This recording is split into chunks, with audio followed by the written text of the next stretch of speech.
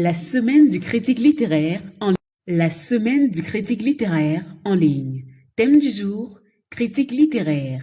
Quel livre mettre en avant? Le panel, Chad Hart, Léa Tsafak, Ibrahima Bangoura. À la modération, Merveille Bumba.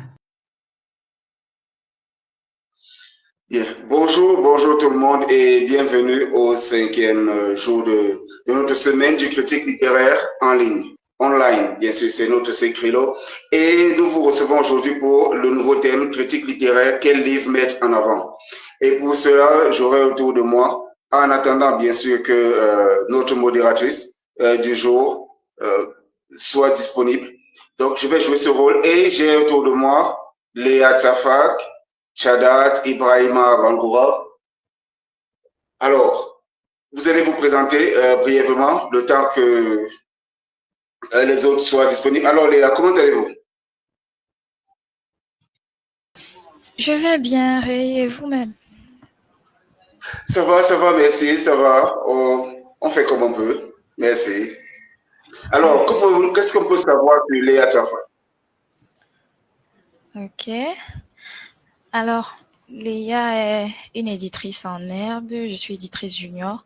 Ça fait 5 ans que j'ai démarré dans le métier. Je suis une passionnée des écritures transfrontalières, tout ce qui est diasporique, tout ce qui est à part, tout ce qui est bancal, tout ce qui est différent. Donc, je dirige une plateforme d'édition qui utilise la blockchain. Ça s'appelle Kitaboo. C'est un projet totalement naissant. On l'a lancé en janvier. Par ailleurs, je collabore également avec un laboratoire africain de recherche en cyberstratégie où je suis attachée de recherche, responsable des relations publiques et responsable éditorial en chef. Je rédige aussi pour le HR Magazine, un magazine consacré aux ressources humaines dont le premier numéro va sortir demain. En parallèle, je termine ma thèse de doctorat PhD qui se consacre à la symbolique du féminin dans les œuvres de Leonora Miano. Donc voilà de façon ramassée qui est Léa et ce que Léa fait. Donc je suis ravie de participer à cette discussion. Et nous sommes ravis de t'avoir aussi déjà avec ta présence comme éditrice et aussi comme regard critique sur certains livres. Donc, ce sera très important de te suivre sur ce thème. Quel livre mettre en avant et d'autant plus que tu travailles sur Leonora Miano, on comprendra un peu pourquoi ce texte, pourquoi c'est lui qui fait l'objet de ton étude, pourquoi pas un autre. On comprendra pourquoi certains textes sont mis en avant. Très bien. Et nous allons passer à Shadat. Shadat, vous êtes toujours avec nous? Ouais, voilà, je suis là. Ok, d'accord. Merci, bienvenue Shadat. Alors, qu'est-ce qu'on peut savoir sur Shadat? Est-ce que vous pouvez vous présenter déjà? Ouais, merci beaucoup pour la parole. Je suis Shada, l'éditeur aux éditions Génie de Kinshasa.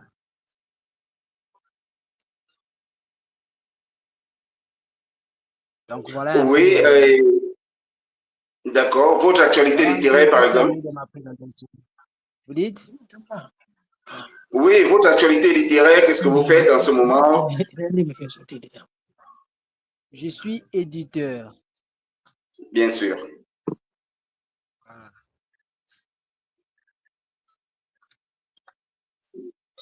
D'accord, d'accord. Merci Shadat. En tant qu'éditeur, justement, votre regard aussi sera très important parce que vous êtes très proche de la critique, aussi proche que Léa qui est aussi éditrice. Donc là, nous avons un souci avec Ibrahima. Donc, voilà, il va pouvoir nous rejoindre quand il est prêt. Alors Léa, je vais ouvrir avec toi.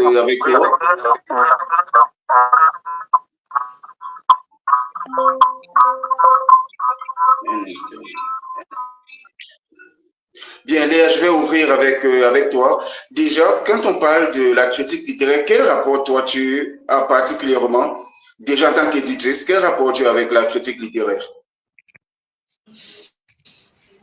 Alors, avant de parler avec ma casquette d'éditrice, Je vais d'abord mentionner que je suis une chercheuse, je suis doctorante, donc la critique littéraire a toujours été au cœur de tout ce que j'entreprends, de tout ce que je fais, parce que lorsque je commence à être passionnée par les livres, lorsque je commence à m'intéresser aux livres, bizarrement, je ne me sens pas interpellée par les livres qu'on dit souvent populaires.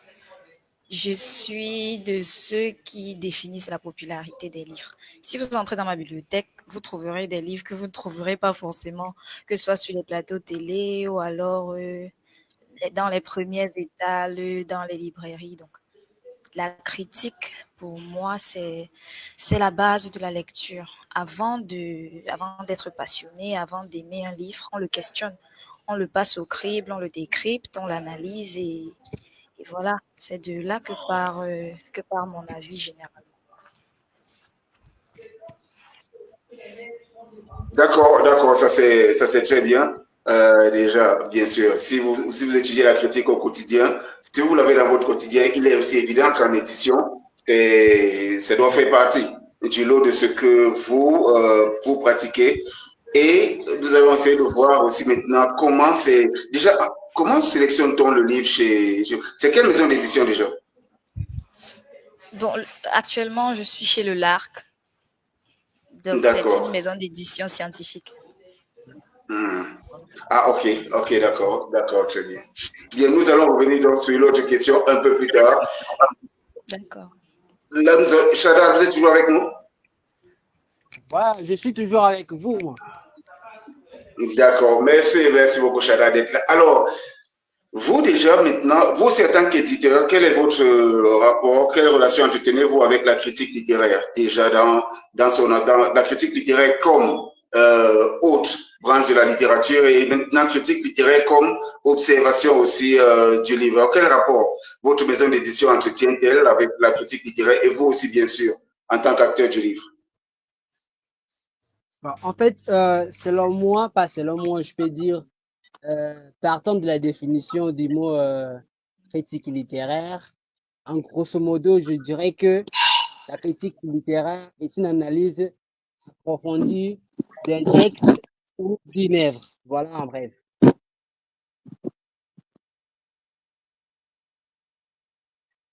D'accord. Et vous, comment vous je dis, quel est le rapport que vous avez avec la critique? Comment vous la percevez déjà? Je n'ai pas bien compris la question. Le rapport, quelles sont les relations que vous entretenez personnellement, par-delà la définition, quelles sont les relations que vous entretenez avec la critique? Bon, comme je vous ai dit, la critique, c'est l'analyse approfondie. Bon, en fait, moi, je suis éditeur aux éditions Génie de Kinshasa.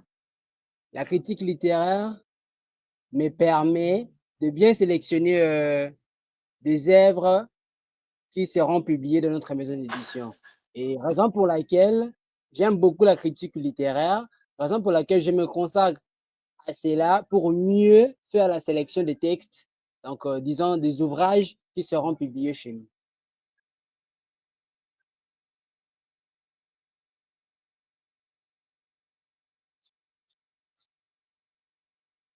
Oh là là là là, je ne les écoute pas. Ibrahima, vous êtes disponible? Ah, voilà. Maintenant, ça va. Bon, d'accord. Si Ibrahima n'est pas disponible, nous allons revenir à Léa. Alors, Léa, on parle aujourd'hui des livres à mettre en avant. Déjà, de façon générale, avant de rentrer dans les diverses...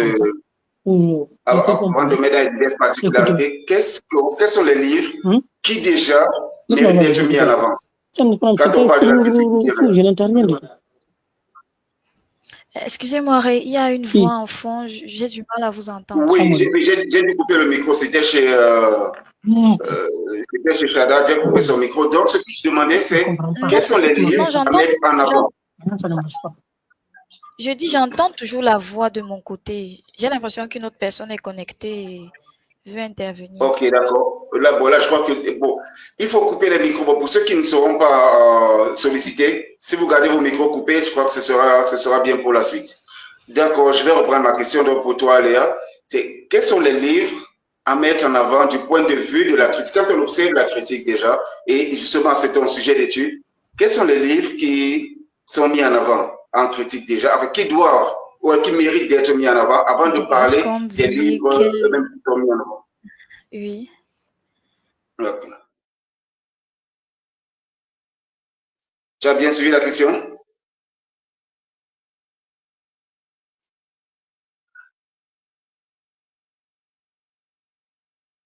Bon, je crois que c'est figé du côté de Léa.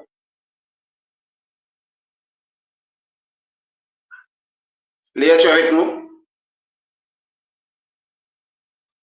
Bon, il semble avoir un autre souci de connexion aujourd'hui. Donc, le temps que tout le monde revienne dans ses, retrouve un bon réseau. Ibrahima, est-ce que vous êtes là?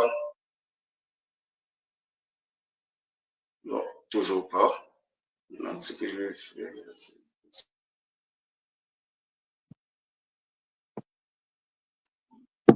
bien, le temps que les autres ils se reconnectent, ce que l'on peut dire déjà, c'est on parle aujourd'hui des livres à mettre en avant. Nous avons eu depuis lundi pas mal de thématiques déjà autour de la critique littéraire. Déjà, ces fondements, ne pas trahir les fondements de la littérature. Hier, nous avons eu par exemple les jeunes auteurs qui étaient à mettre en avant, ou pas. Déjà, quelles sont les raisons dont la critique et les jeunes auteurs, ça, nous avons eu ce sujet hier aussi. Et aujourd'hui, nous sommes avec Léa Issouma qui nous est revenu, Chada de ce qui nous est revenu, pour quel livre mettre en avant. Alors Léa, je vais reprendre ma Non, question. C'est quels sont les livres déjà qui méritent d'être mis en avant par la critique littéraire? Est-ce qu'on peut mettre tous les livres en avant? Est-ce que la critique peut parler de tout type, de tous les livres déjà? Bien sûr que non, non, la critique ne peut pas prendre en charge tous les livres. Vous savez, la créativité littéraire, surtout pour nous qui sommes au Cameroun, ne fait que prendre de l'ampleur. Les auteurs écrivent, ils écrivent beaucoup. Les auteurs naissants, on en compte pas mal. Donc, pour moi, ce qui détermine la valeur d'un livre, pour moi, généralement, c'est pas juste le talent de l'auteur ou encore la force de son style, encore moins comment on appelle ça, encore moins la richesse de ses œuvres. Je veux dire, un auteur qui a déjà publié pas mal de livres ne vaut pas mieux qu'un auteur qui est peut-être à son premier ou à son deuxième livre. Donc, je ne cède pas généralement à l'effet de mode. Pour moi, ce qui compte vraiment lorsqu'on veut mettre un livre en avant, c'est la sensibilité. Lorsque je suis face à un livre, lorsque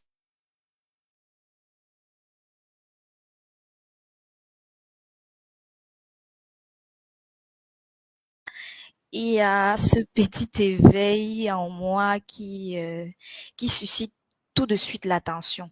Donc voilà comment je suis poussée à ouvrir le livre. Et lorsque j'ouvre le livre maintenant, ce qui me retient souvent dans la lecture, désolée, je suis très sensible à la façon d'écrire. Donc, un livre qui est bien écrit, un texte qui est bien écrit, un texte qui est cohérent. Parce que pour moi, plus vous écrivez bien, moins plus vous écrivez correctement, mieux votre livre sera reçu. Ça, c'est la base pour moi. Maintenant, il y a des livres qui mettent en avant des thématiques, des sujets. Pour ceux qui ont l'habitude de lire des commentaires ou alors de lire ce qui se dit sur un livre avant d'entrer en possession du livre même, il y a des thématiques qui sont généralement mises en avant et qu'on ne retrouve pas partout ailleurs.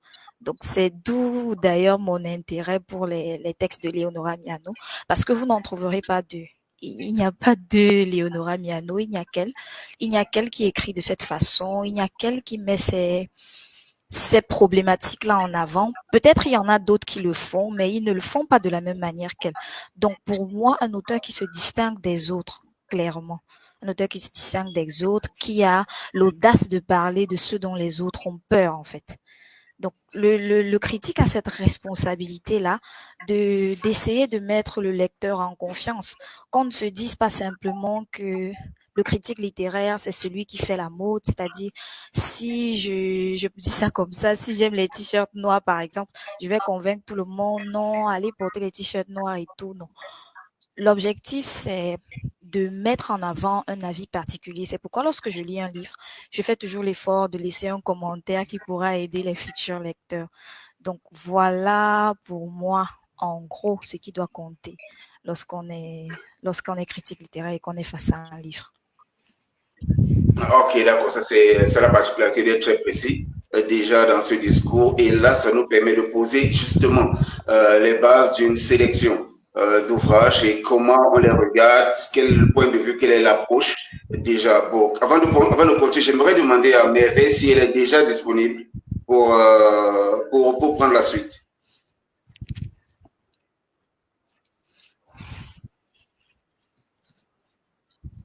Bon, d'accord, je crois que nous allons continuer.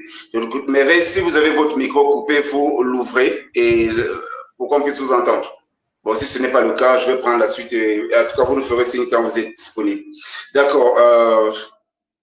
Shaddad, vous êtes avec nous? Voilà, je suis avec vous. Est-ce que vous m'entendez très bien?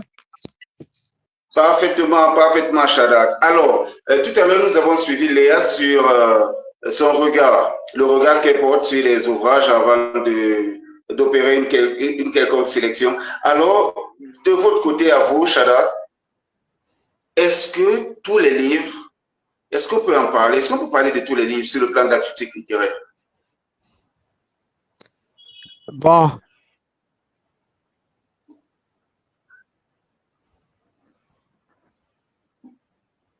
Shaddad?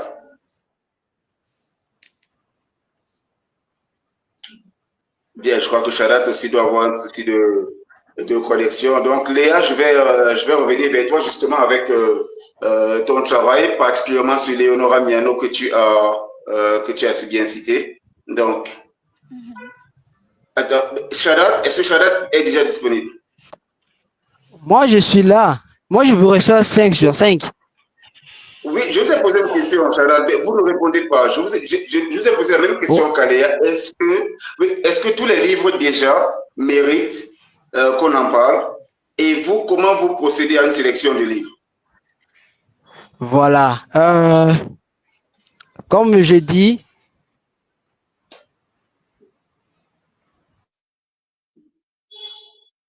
oui, nous vous écoutons, Shaddad.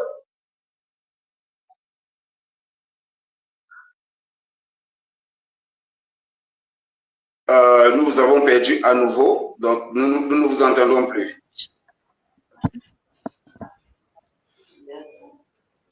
Ok, très bien. Léa, je vais revenir à toi. Allô, Shaddad? Ouais, moi je suis là, moi je vous reçois très bien et je réponds, je ne sais pas. Nous ne vous entendons pas. Au départ, oui, mais après, nous ne vous avons plus entendu. Vous, comment vous procédez à une sélection de livres? Quels sont les livres que vous mettez en avant? Et déjà, est-ce que tous les livres méritent d'être mis en avant sur le plan de la critique? Voilà les questions. Ouais, raison pour laquelle je réponds à cette question, je dis ceci. Ça va? Ça marche, non? Oui, nous vous allez-y, allez-y. Voilà. Comme je vous ai dit précédemment, que la critique littéraire, c'est une analyse approfondie d'un texte, c'est une analyse approfondie plutôt d'un texte ou d'une œuvre littéraire, roman, recueil de poèmes, pièces de théâtre, ainsi de suite.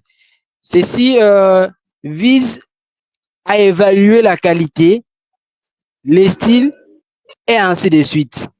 Mais cette critique littéraire a plusieurs objectifs. À votre question, pour répondre à votre question, quel livre faut-il mettre en avant? Mais je dirais d'abord, les choix de faire cela est optionnel, c'est-à-dire que c'est facultatif. Chaque critique littéraire est libre de mettre en avant un livre cultivé. Mais selon moi, en tant qu'éditeur, nous ne négligeons aucune œuvre plutôt littéraire, soit donc un ouvrage, quand nous les recevons. Il nous faut toujours faire de la critique littéraire à chaque livre afin d'apporter le zone d'ombre là où afin d'apporter les hommes et la lumière là où les hommes d'ombre persistaient. Parce qu'il y a des écrivains en herbe, il y a des écrivains professionnels. Alors, nous, en tant que critiques littéraires, nous devons faire de notre mieux, d'aider ceux-là euh, qui sont d'abord apprentis en littérature, en écriture, de les aider à améliorer, soit à amender leur écriture à l'aide de notre critique littéraire. Quel livre faut-il mettre en avant?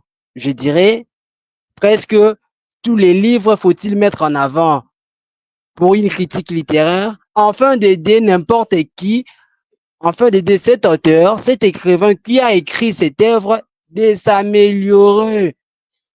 Pourquoi? Parce que la critique littéraire vise, vise, euh, vise à évaluer le style, la qualité, l'écriture d'une œuvre. Maintenant, comment, euh, comment nous allons aider ceux-là qui ne savent pas? Parce que je me dis, il y a de ceux-là qui se lancent maintenant en écriture. Moi, je me lance, voilà, je me lance en écriture. Il commence à écrire. Mais pour qu'il s'améliore, il faudrait qu'il y ait quelqu'un comme nous, des critiques littéraires, de l'aider à améliorer. Grâce à nos critiques, voilà, non, il a fallu faire comme ça pour que ces livres soient bien écrits. Il faut aller comme ça, la narration doit être comme ça, voilà, voilà, et ainsi de suite. Voilà un peu mon intervention grâce à votre question que vous avez posée. D'accord, d'accord. Je reste avec vous, Shadat. Maintenant, vous êtes éditeur aussi. Et la question de critique littéraire, elle est beaucoup plus pour la lecture, les lecteurs. Mais est-ce que vous ne pensez pas que c'est au comité éditorial d'une maison d'édition d'ajuster un livre avant qu'il ne sorte, d'essayer déjà de le rendre lisible, avant que la critique littéraire ne s'en saisisse, parce que la critique, elle apparaît à un autre niveau. Donc déjà, est-ce que ce n'est pas au rôle, vous en tant qu'éditeur, est-ce que ce n'est pas votre comité d'édition plutôt qui va se charger d'ajuster un manuscrit avant qu'il ne soit imprimé? Ah, voilà. Notre comité de lecture s'occupe arranger les manuscrits. Si le manuscrit n'est pas bien écrit, voilà, le comité est là pour s'en charger. D'accord, d'accord, très bien. Merci, merci beaucoup. La précision était importante. Léa, il y a cette remarque et cette question de Jean-Pierre Noël Batoum avant de revenir sur Ibrahima qui certainement déjà est disponible. Léa, Jean-Pierre dit que vous parliez dans un premier temps de la sensibilité avant d'offrir un livre. Alors, la curiosité est là. Qu'est-ce qui éveille ou excite cette sensibilité avant la lecture? Quels sont les éléments sur lesquels tu te bases pour déjà, comment ta sensibilité, comment tu réagis face à un livre que tu n'as pas encore ouvert? Voilà, c'est ça même la question aussi, je l'ai posée. Ok, d'accord. Oui, la question, elle est orientée vers Léa pour l'instant. Allô? Et justement, ton avis sera comptera aussi après, Shadak. Pour le moment, Léa, oui, la question est à toi. Est-ce que Est-ce que vous m'entendez toujours? Toujours, toujours. Allô? Ok, Oui, super. oui. Oui, Jean-Pierre. Ok. Est-ce que vous pouvez reprendre? Oui, comment arrives-tu à... Comment cette sensibilité s'applique ou s'exerce? Comment elle se manifeste devant un livre fermé? Parce que tu as parlé dans ton introduction d'être sensible avant même déjà d'avoir ouvert un livre. Alors, comment s'opère cette sensibilité? Comment le lien entre le livre et toi, il s'opère pour que tu sois aussi sensible sans l'avoir ouvert? Alors, je l'ai mentionné peut-être assez brièvement, mais le paratexte compte beaucoup. C'est pourquoi lorsque j'édite un livre, j'ai du mal à le sortir parce que généralement les couvertures pour moi, pour me convaincre avec une couverture, c'est assez compliqué. Je suis très à cheval sur les détails qu'on met sur les couvertures de livres. Bref, sur tout ce qui est extérieur au livre parce que c'est la première chose qui vend. C'est le premier contact avec le livre. Donc, si j'ai un livre sous la main et que lorsque je regarde la couverture, bon, peut-être c'est pour moi qui lis beaucoup, lorsque je regarde la couverture d'un livre et que tout de suite, c'est un sujet qui me vient à l'esprit. Bon, vous savez, il y a des livres qui, dès la première de couverture, disent de quoi ils vont parler, bien au-delà du type de texte. On ne mentionne pas juste roman ou poésie, mais on donne des petits détails succincts comme ça. Et lorsque tu lis l'extrait qui est souvent à la 4e de couverture, tout de suite, tu sais de quoi parle le livre. Ce genre de livre, j'ai de la peine à les ouvrir parce que justement, je n'ai pas ce mystère que j'aime beaucoup entretenir avec les livres. Pour moi, le livre, c'est une découverte.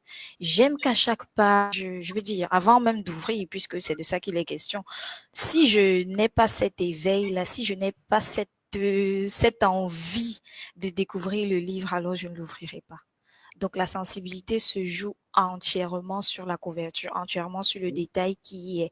Donc, même pour un lecteur lambda, même pour quelqu'un qui lit pour sa première fois, la première chose qui compte à ses yeux, c'est ce qu'il voit. C'est pas ce qu'il lit, donc c'est ce qu'il voit. Si ce qu'il voit ne le convainc pas, alors il n'ouvrira pas. D'accord. Alors, ça Je ne veut sais dire pas si j'ai répondu que à la question. oui, oui, nous allons poursuivre, nous allons un peu plus approfondir sur cette question-là. Si on prend des couvertures neutres comme Gallimard, comme les couvertures de Gallimard, allons-y pour celle-là, qui ne vous disent rien ou alors qui disent la même chose à tout le monde Oui. pour tous les livres, comment la sensibilité va se faire? Est-ce que c'est le nom Gallimard à ce moment-là qui va faire, qui va attirer, ou alors est-ce que c'est le nom de l'auteur? À ce moment, la sensibilité, comment elle s'évalue?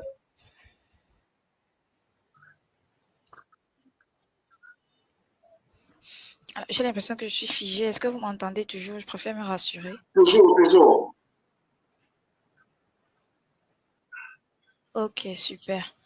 Bon, lorsque je parle de couverture, forcément, chaque maison d'édition a sa ligne éditoriale, a sa façon de publier et tout.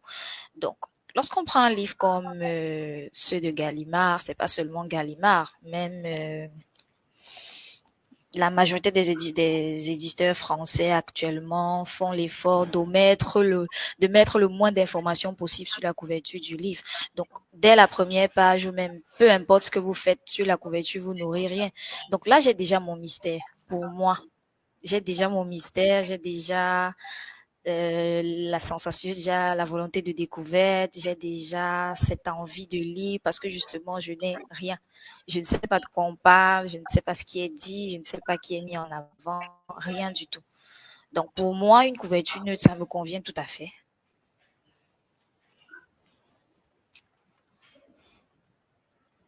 D'accord, c'est parfait.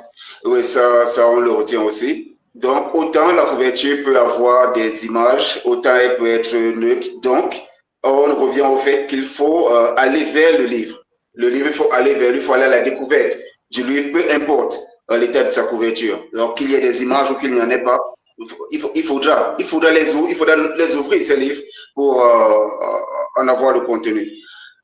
Alors, est-ce que Merveille est disponible déjà? Ok, bon, d'accord. Ok, ok, c'est parfait. Donc, Shaddad, vous êtes avec nous? Ouais, je suis avec vous, je suis là. D'accord. La même question vous revient déjà, c'est là. Mais d'abord, nous allons prendre cette question d'Armel Safa qui est, elle aimerait connaître l'intérêt, ce qui a suscité l'intérêt des panélistes pour la critique littéraire. Bon, pour Léa, cela a été suffisamment clair. C'est son domaine d'études, elle y est depuis. Bon, peut-être elle va nous dire pourquoi elle a choisi d'étudier la critique littéraire. Mais d'abord, Shadat, qu'est-ce qui t'a poussé vers la critique littéraire particulièrement? Qu'est-ce qui m'a poussé à la critique littéraire pour cet événement ou bien je ne sais pas. De façon générale, qu'est-ce qui vous a intéressé dans la critique littéraire? Qu'est-ce qui vous a poussé à vous intéresser à la critique littéraire? Ouais, en fait, ce qui m'a intéressé à la critique littéraire, c'est justement parce que moi, je suis éditeur aux éditions Génie de Kinshasa. Cela me permet en fait euh, de savoir quel livre faut-il mettre en avant, quel livre faut-il publier, parce qu'on ne peut pas publier n'importe quoi. Est-ce que vous me comprenez, je pense? Alors, vous me suivez? Oh là Oui, là, oui, je ne allez-y, sais allez-y, pas. Shaddad. Allez-y, Shaddad, nous sommes avec vous. Ah, voilà. Je disais ceci. J'ai choisi, ce qui m'a intéressé à la critique littéraire, tout d'abord parce que je suis éditeur. En tant qu'éditeur, il me faut faire une bonne sélection des ouvrages qui seront publiés à notre maison d'édition. Alors, pour ne pas publier n'importe quoi, je me suis intéressé à la critique littéraire afin de savoir bel et bien les corps d'un texte, les corps d'une œuvre. Donc, voilà. C'est ce qui m'a intéressé à la critique littéraire. D'accord, c'est parfait. Et tout à l'heure, vous avez dit tout à l'heure que tous les livres méritent d'être mis en avant, les jeunes auteurs aussi méritent d'être mis en avant. Alors, quel est l'intérêt de la critique littéraire qui mettrait en avant un auteur, je veux dire, totalement inconnu? Vous dites que cet auteur-là, vous pouvez le mettre en avant, un auteur qui n'est pas connu, qui est tout à fait nouveau. Alors, quel est l'intérêt de mettre en avant un auteur que personne ne connaît, un auteur qui n'a pas un background particulier? Quel est l'intérêt de le mettre en avant sur le plan de la critique Bon, en littéraire? fait, Pas sur le plan de l'édition, mais oui. la critique littéraire. Euh, je disais, je dirais plutôt mon souci, mon objectif, c'est de dénicher les talents.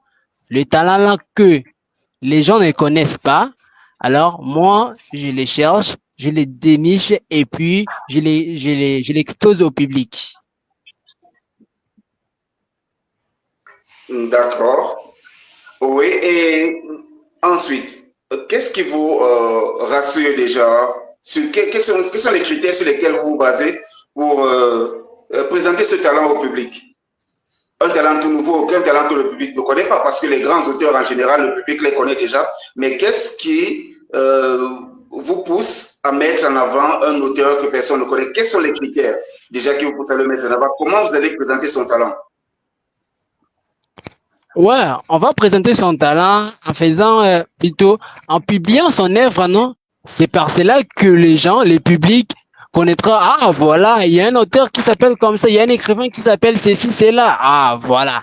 Donc, le fait d'aider cet écrivain-là en œuvre, de publier son ouvrage, et c'est ça aussi le fait de le faire connaître au public. Ok, d'accord. Bon, Léa, étant donné que vous êtes tu es de retour, aussi, on va prendre le même point. Déjà, les critères. Est-ce que les jeunes auteurs, selon toi, peuvent être mis en avant, les auteurs inconnus? Allons-y de cette façon, pas les jeunes auteurs, pas en termes d'âge, mais déjà les nouveaux auteurs. Est-ce que c'est nécessaire, est-ce que c'est utile? Quel est l'intérêt de faire, de les présenter sur le plan de la critique?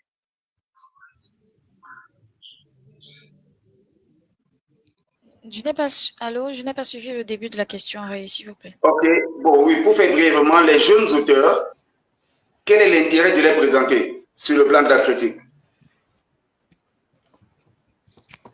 Est-ce qu'il y a un intérêt déjà? Est-ce qu'il y a un intérêt à présenter les jeunes, les nouveaux auteurs, les auteurs Vos inconnus et paroles tout? Est-ce sont qu'il y a un intérêt? entrecoupées. Là, ça va?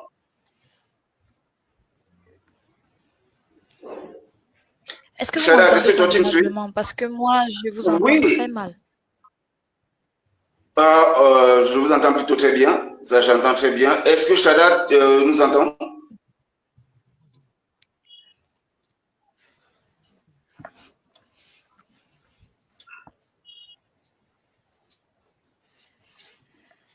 Léa, est-ce que tu suis maintenant?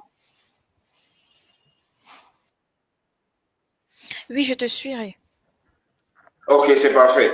Donc, est-ce qu'il y a un intérêt à mettre en avant des auteurs, ben, sur le plan de la critique, pas de l'édition, sur le plan de la critique, est-ce qu'il y a un intérêt à mettre en avant des auteurs nouveaux, des auteurs qu'on ne connaît pas?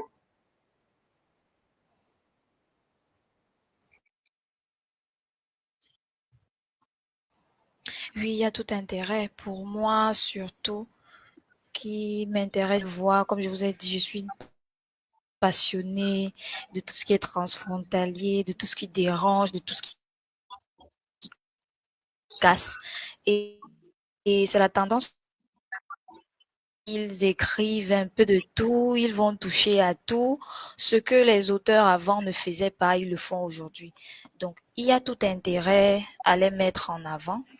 Déjà parce que c'est important que le lectorat africain, bon, je vais me limiter au lectorat africain, c'est important que le Bien lectorat sûr. africain sache que la littérature est en mouvement, que les œuvres ne sont pas statiques, que la façon d'écrire ne reste pas la même, que la créativité littéraire a tout son sens. Parce que justement, on est en mouvement, on varie, on passe de X à Z, on change en fait. Donc pour moi, on devrait mettre tout ce qui est différent déjà en avant pour que tout le monde soit au courant, pour que tout le monde sache. On écrit plus seulement comme ci, on écrit aussi comme ça. Et c'est aussi intéressant de lire ce type de texte. Donc, en tant que critique, ce travail nous incombe. D'accord. Mais maintenant, est-ce que un auteur qui a son premier texte, bon, supposons que le texte soit magnifique, qu'il soit bien écrit, qu'il porte tout, est-ce que juste pour cet essai-là, on va faire une critique et si, je veux dire, il n'y a pas, si à la suite, l'auteur ne fait pas preuve d'autant de talent, parce qu'un coup de génie, ça peut arriver à tout le monde. Donc, est-ce qu'on ne va pas attendre qu'un auteur ait précisé son talent pour que la critique s'intéresse à lui? C'est cela l'autre aspect de la question. Est-ce que les auteurs présentés du premier coup avec leur premier texte, c'est une garantie?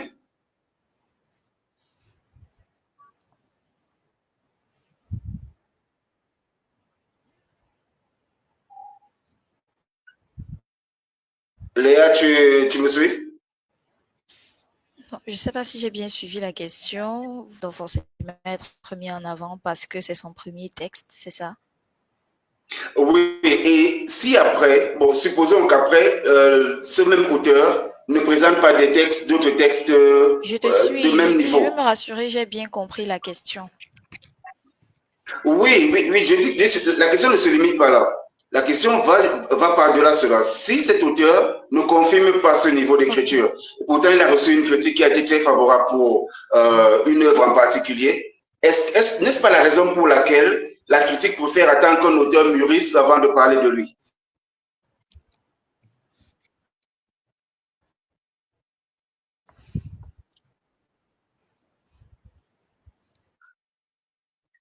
Bon, là, je vois l'image qui est figée. Léa, est-ce que tu me suis? Chada, tu es avec nous?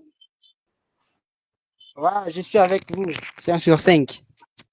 Ok, d'accord. Chada, nous allons prendre cette question de Marie-Hyacinthe concernant le choix J'adore. du talent. Bon, elle demande si le choix du talent est subjectif et qu'est-ce qui garantit que ce talent que vous choisissez, parce que toi, tu as beaucoup parlé du talent, et qu'est-ce qui garantit que ce talent que tu as choisi, que tu as trouvé talent, qu'est-ce qui te garantit qu'il sera aussi vu ainsi par les lecteurs?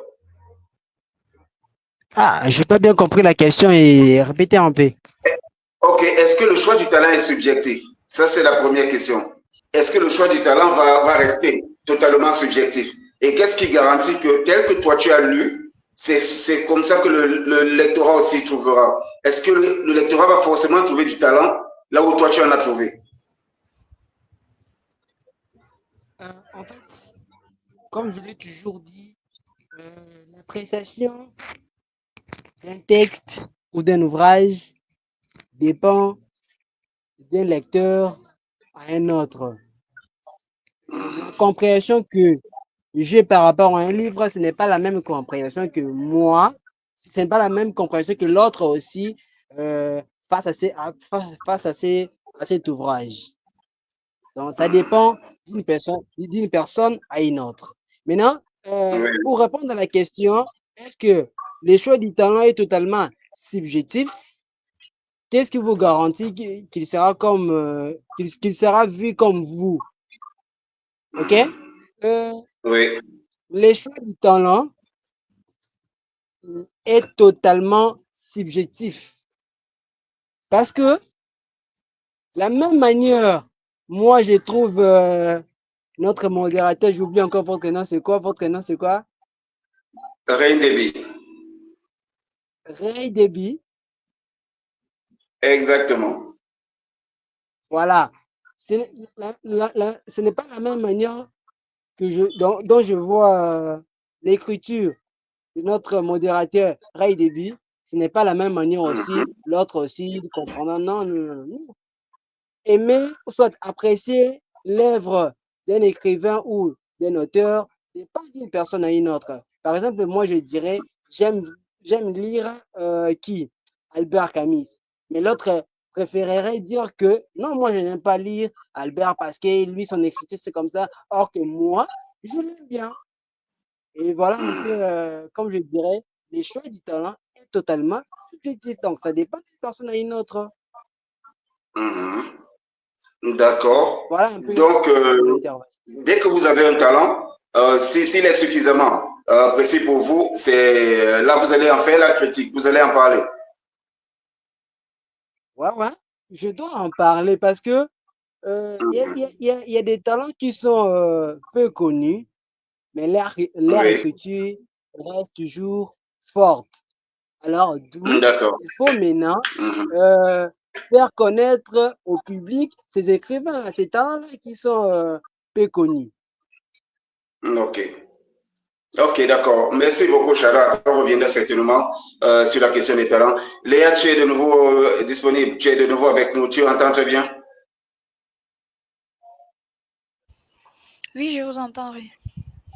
Ok, d'accord, c'est parfait. Donc, je reviens sur cette question, sur la question précédente. C'est est-ce que les jeunes mettent la critique des jeunes, déjà, quel est l'intérêt de faire la critique de ces jeunes? Et surtout, est-ce que ce n'est pas parce que ces jeunes, on attend de les voir confirmer leur écriture que la critique ne s'intéresse pas beaucoup à leurs travaux? Est-ce qu'il ne faudrait pas que cette jeunesse mûrisse d'abord pour qu'on puisse dire maintenant on va faire une critique de son travail? Un auteur tout jeune, un auteur tout nouveau, est-ce qu'il ne faut pas le laisser mûrir avant de mûrir dans le cadre où il va produire d'autres œuvres? Qu'on observe son écriture avant de dire maintenant on peut faire la critique de son travail. Ok, bon, d'entrée de jeu, j'aimerais préciser que pour moi, ce n'est pas l'auteur qui compte, c'est le texte qui compte.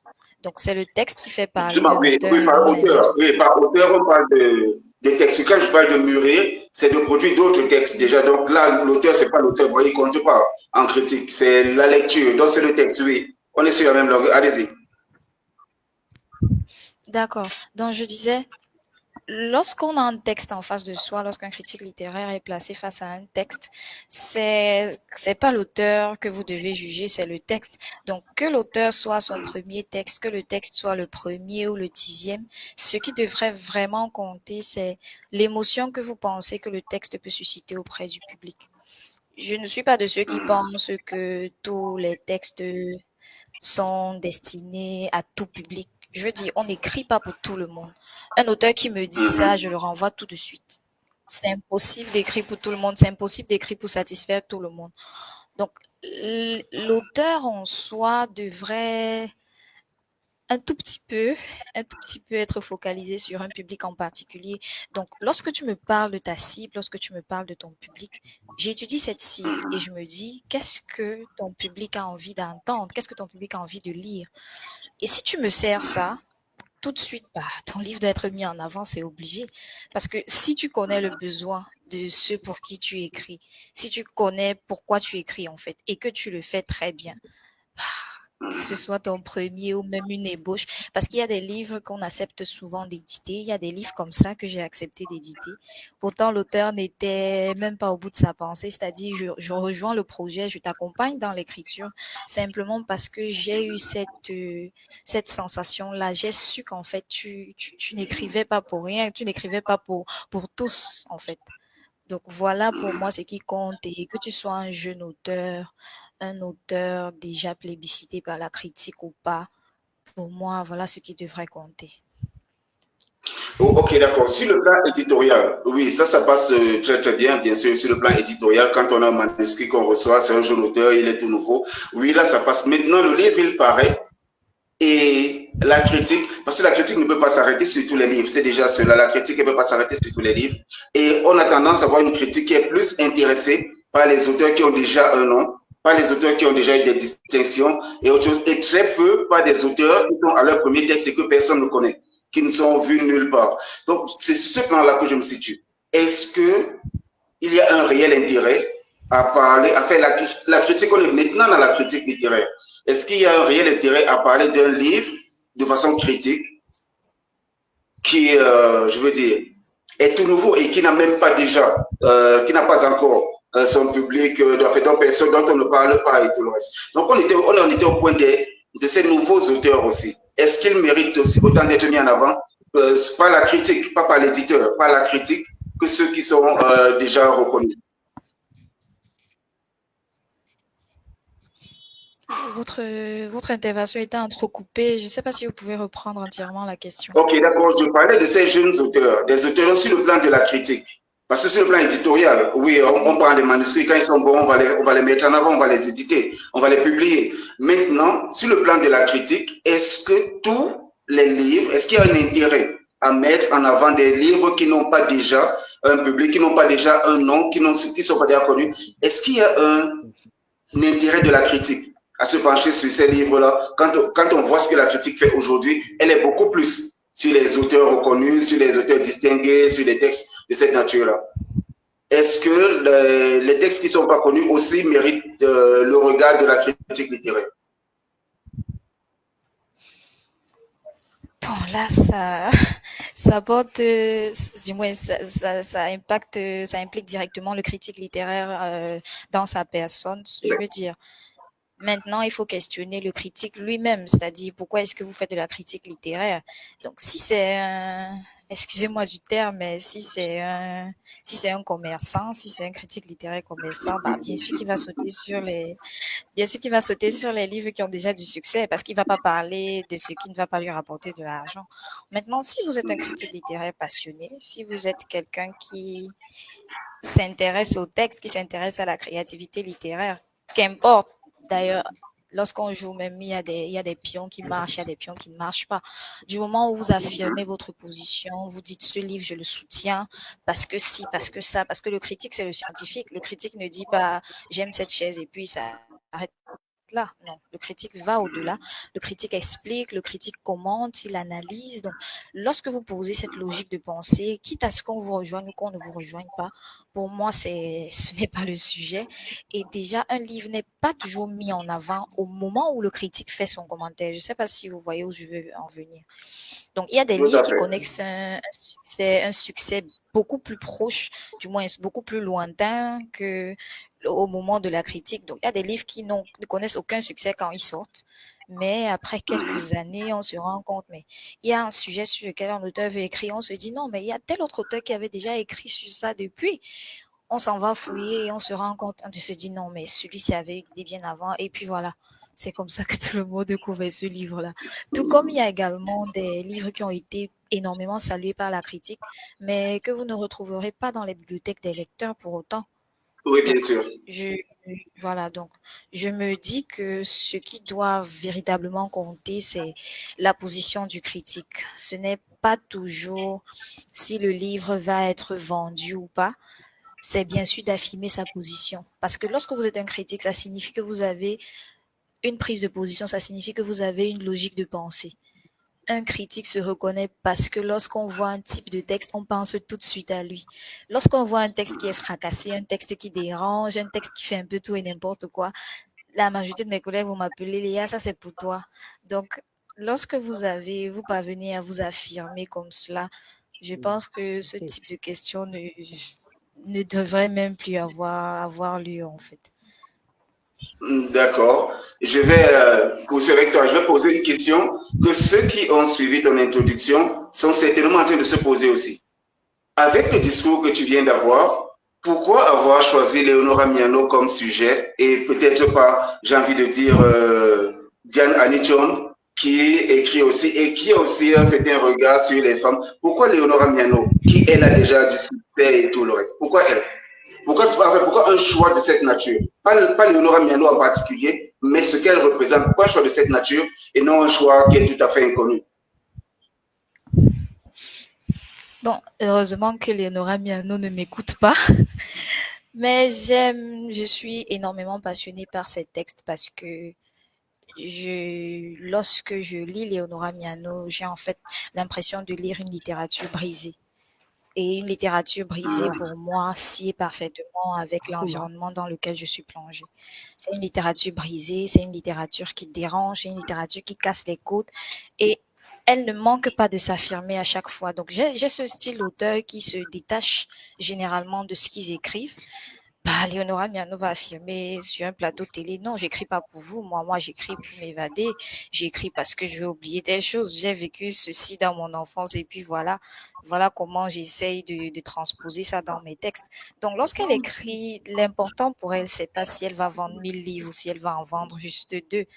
Donc, voilà d'où part mon intérêt pour sa littérature. C'est une littérature qui est brisée, c'est une littérature qui franchit toutes les limites. Comme je l'ai dit dans l'entame de mes propos, Léonora Miano, c'est celle que vous ne trouverez pas ailleurs. C'est le texte de Léonora Miano, c'est le texte de Léonora Miano, quoi. Donc, c'est ça, en fait. Elle casse les genres, elle casse la langue, l'identité, elle en parle totalement différemment, totalement différemment. D'accord. Une dernière question avec toi avant de repartir vers Shadat. Au bout de combien de livres de Leonora Miano es-tu arrivé à cette conclusion? Quelle est particulière, quelle est spéciale? J'ai lu tous ses livres. C'est vrai qu'il y a Rouge Oui. Impératrice qui ne m'a pas trop transportée. Mais à date, Mhm. le texte qui m'a le plus marqué, c'est Stardust. C'est Stardust, Mhm. le roman qu'elle a publié en 2024, donc l'année dernière. Mhm. C'est Stardust. Elle est même à mon chevet. J'en lis au moins un paragraphe chaque jour. D'accord. Je vais reposer, malheureusement, je vais la reposer cette question. Après combien de lectures tu as décidé de t'accrocher, d'être fan de Leonora Miano? C'est parti dès le premier livre ou alors il t'a fallu en lire beaucoup pour conclure que c'est l'auteur spécial que tu recherches? Bon, à la vérité, lorsque je m'intéresse à Miano, je n'ai encore lu aucun de ses livres. Aucun. D'accord. Ce que je faisais par contre, c'est, je suis une habituée de YouTube, donc je suis toujours en train de voir assez de vidéos, pas mal de vidéos. Donc, lorsqu'on rentre dans mes sujets, ce qui m'interpelle et tout, je tombais généralement sur ses interventions, que ce soit des interviews, que ce soit des discussions, ou alors que ce soit même des petits lives qu'elle fait comme ça en direct et qu'elle publie. Donc, j'étais abonnée sur sa page sans avoir lu aucun de ses livres. Parce que c'était vraiment difficile pour moi de les avoir. J'étais même abonnée à sans publicité, bien sûr, à l'Alliance française, mais je n'avais pas accès facilement à ses livres. Donc, à un moment, ça ne m'intéressait D'accord. plus vraiment. Je préférais me focaliser sur ce qu'elle dit, sur ce qu'elle affirme. Donc, voilà comment est né mon intérêt pour elle. Et au moment où je décide, en fait, de consacrer, puisque je commence en master recherche à m'intéresser à elle. Son premier livre que je lis, bah, c'est le corpus de mon master 2. Je ne sais pas si vous voyez, donc je n'ai lu aucun livre de Léonora Miano avant de m'intéresser à elle. Ça s'est fait comme ça. Mais plus je lis Léonora Miano, plus je me dis que j'ai fait le bon choix. Mhm. D'accord. D'accord, très bien. On reviendra absolument dessus parce que c'est le thème du jour, c'est quel livre mettre en avant. Et il est important de connaître, de comprendre le mécanisme de chaque critique, de chaque observateur pour voir comment on peut situer véritablement la littérature et si on va parler des auteurs inconnus, parce que c'est surtout là le nœud de la chose, quels sont les livres à mettre en avant, est-ce qu'il faut être primé, est-ce qu'il faut déjà avoir un public très large, on en a beaucoup parlé, est-ce qu'il faut avoir écrit une dizaine de livres pour commencer à intéresser la critique? Shada, tu es avec nous?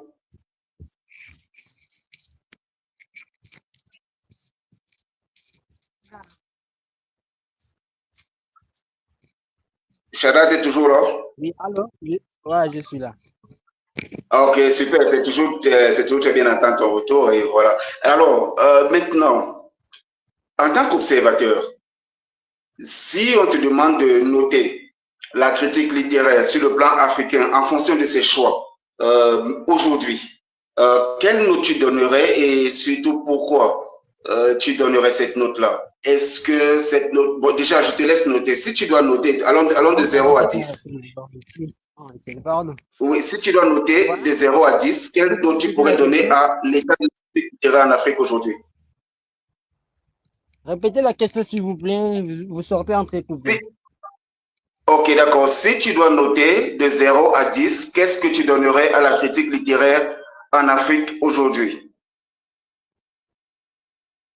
Bon, s'il faut noter, comme vous l'aviez dit, de 0 à 10 pour la critique littéraire ici en Afrique, en tout cas, moi, je dirais que c'est déplorable, vraiment déplorable. Pourquoi? Parce que ceux qui sont dans la chose ne s'intéressent pas vraiment de ça. Et en D'accord. disant que ce n'est pas un travail qui paye, c'est du bénévolat, ça ne procure pas d'argent, alors sacrifier mon temps, consacrer mon temps à faisant une critique littéraire d'un livre, donc pour les autres, ça importe peu. Mais Mhm. nous qui aimons la littérature, nous qui sommes plutôt passionnés de la littérature, amoureux de belles lettres, amoureux du bien écrit, euh, nous nous donnons toujours à faire de nos mieux, afin de faire briller cette littérature africaine. Quoique ça ne paye pas encore, mais nous espérons toujours qu'avec le temps, ça pourra toujours rapporter. Et bien évidemment, en France, il y a des ceux qui vivent simplement de l'écriture. Ils louent une maison simplement de l'écriture. Donc, mais ici en Afrique, c'est vraiment difficile. Un éditeur comme moi, de louer une maison à cause de la littérature. Donc, voilà, c'est un peu compliqué pour donner une note à la littérature africaine, à la Non, critique la critique littéraire. littéraire La en critique Afrique. littéraire. Une note à la critique littéraire. Je pourrais donner au moins 4 sur 10, hein. 4 sur 10, oui, selon D'accord. moi. Mhm. Et est-ce que cette critique, justement, pourquoi 4 sur 10? Pourquoi 4 sur 10? Bon, c'est vrai, il y a des raisons que tu as citées qui sont celles économiques, c'est beaucoup plus du bénévolat, ça rapporte pas assez et tout le reste encore. Bon, maintenant, la critique, c'est vrai, c'est autre chose plutôt. Mais dis, est-ce que ce n'est pas aussi parce que cette critique ne s'intéresse plus vraiment à la littérature? Est-ce que toi, en tant qu'éditeur, je vais maintenant rester sur ta maison d'édition, est-ce que toi, en tant qu'éditeur, tu reçois souvent des critiques des livres que tu publies, des livres de tes auteurs? Est-ce que tu reçois des critiques déjà? Est-ce qu'il y a un intérêt pour les livres que tu publies?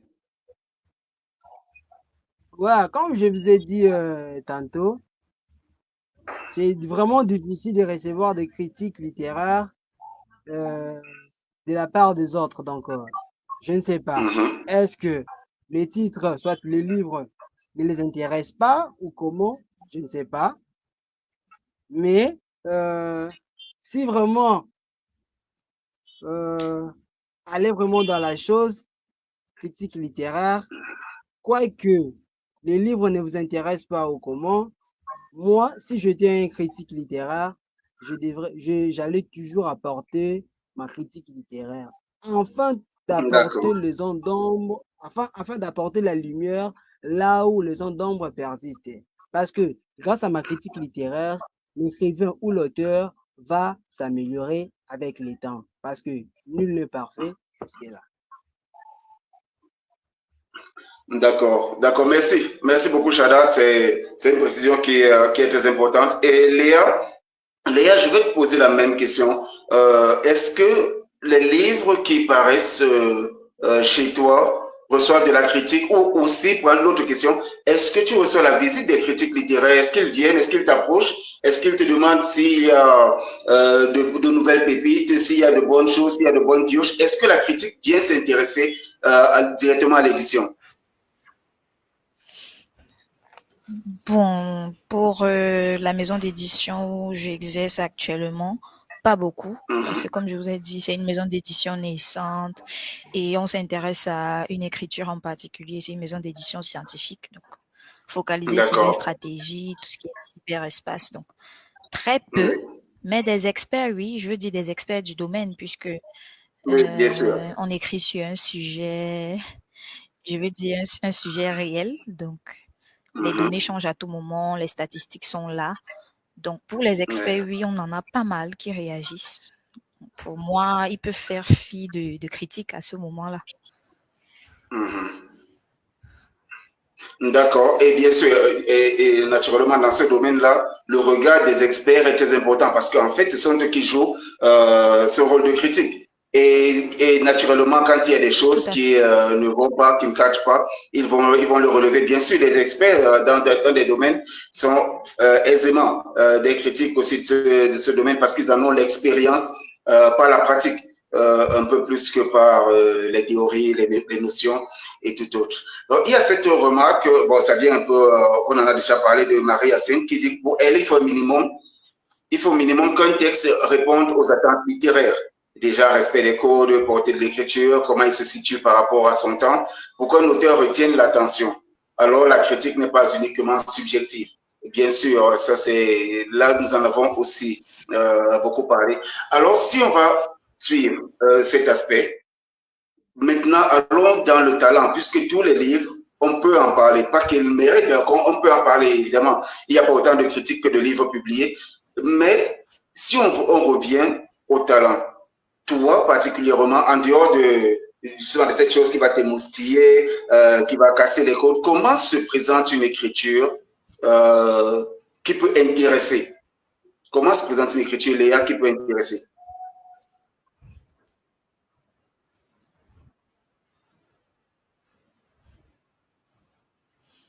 Tu es toujours avec nous, Léa?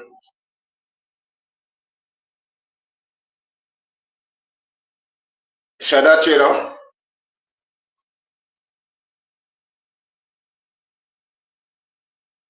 Bon, j'ai l'impression que je suis tout seul. Donc, voilà, je vais, pour commenter un peu ce que disait Marie-Hyacinthe, c'est bien sûr, il faut tous ces codes. Mais maintenant, la question des codes elle-même va se poser.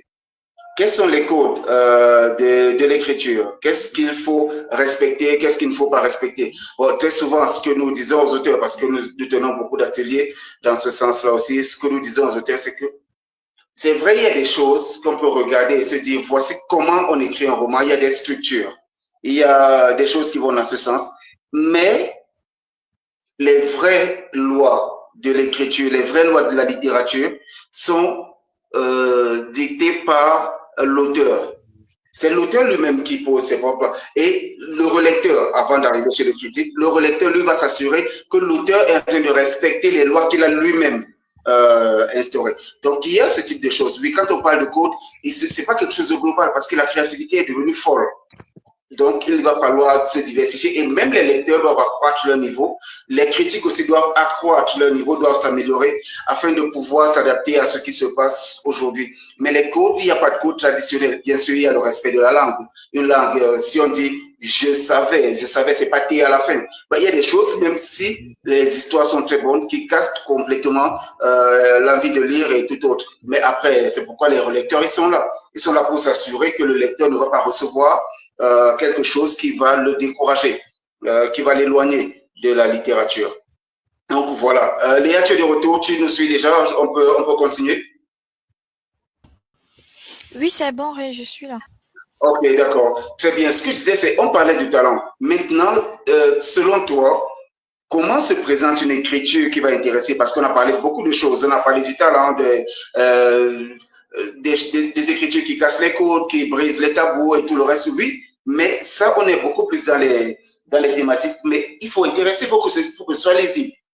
Alors, il y a beaucoup de jeunes qui nous suivent, il y a beaucoup de nouveaux auteurs.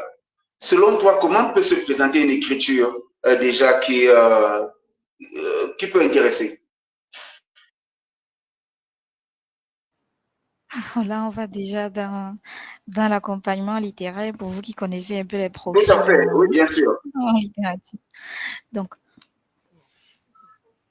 Le petit conseil ou bien la petite astuce que je vais comme ça glisser dans les oreilles des nouveaux auteurs qui nous suivent, c'est que n'écrivez pas pour les critiques, pardon. Faites l'effort de ne pas écrire pour nous. Ne cherchez pas à savoir ce qui nous intéresse ou ce qui nous plaît. Parce que comme j'ai dit, il y a beaucoup de critiques commerçants, la divorce. Ils sont nombreux. Il y a beaucoup de critiques commerçants. C'est pas limité à ce qui est dit avant même la sortie de votre livre. Et comme j'ai dit, il y a des livres qui ne vont pas avoir du succès à leur sortie. Il y a des livres qui connaîtront un succès beaucoup plus lointain. Donc, l'auteur aussi doit comprendre que c'est pas quelque chose qui se fait tout de suite. Bien sûr que non. Bougaça, qui connaît aujourd'hui un succès assez notoire, un jeune auteur aussi, il a publié pas mal de livres avant celui-ci, avant La plus secrète mémoire des hommes. Donc, je n'invite pas du tout les nouveaux auteurs, les nouveaux talents à se sentir découragés ou bien à se dire si X auteur a du succès et que je ne crie pas comme lui, non, ça ne va pas passer et tout. Donc, c'est pourquoi le choix de l'éditeur, aujourd'hui, il y a même des accompagnateurs littéraires. Donc, le choix de ces personnes-là va véritablement déterminer le tournant de votre carrière. Le choix des personnes qui vous accompagnent, des personnes qui vous conseillent, des personnes qui lisent vos premières lignes va énormément jouer sur votre carrière. Donc, lorsque vous voulez vous mettre à écrire, n'écrivez pas parce qu'il faut écrire en fait. Il faut avoir un but, il faut avoir une cible. Ne tombez pas dans la gabégie qui dit que la littérature, on écrit pour tout, on écrit pour n'importe quoi. Pour moi, peut-être parce que je suis dans une maison d'édition scientifique, mais la littérature ou alors le texte vient résoudre ou bien vient répondre à un besoin. Peut-être pas un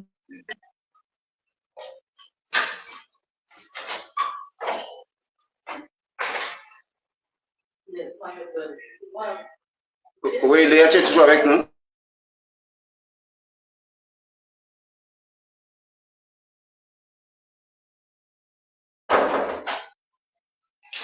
Bon, Léa nous a quitté. Chada, tu es là?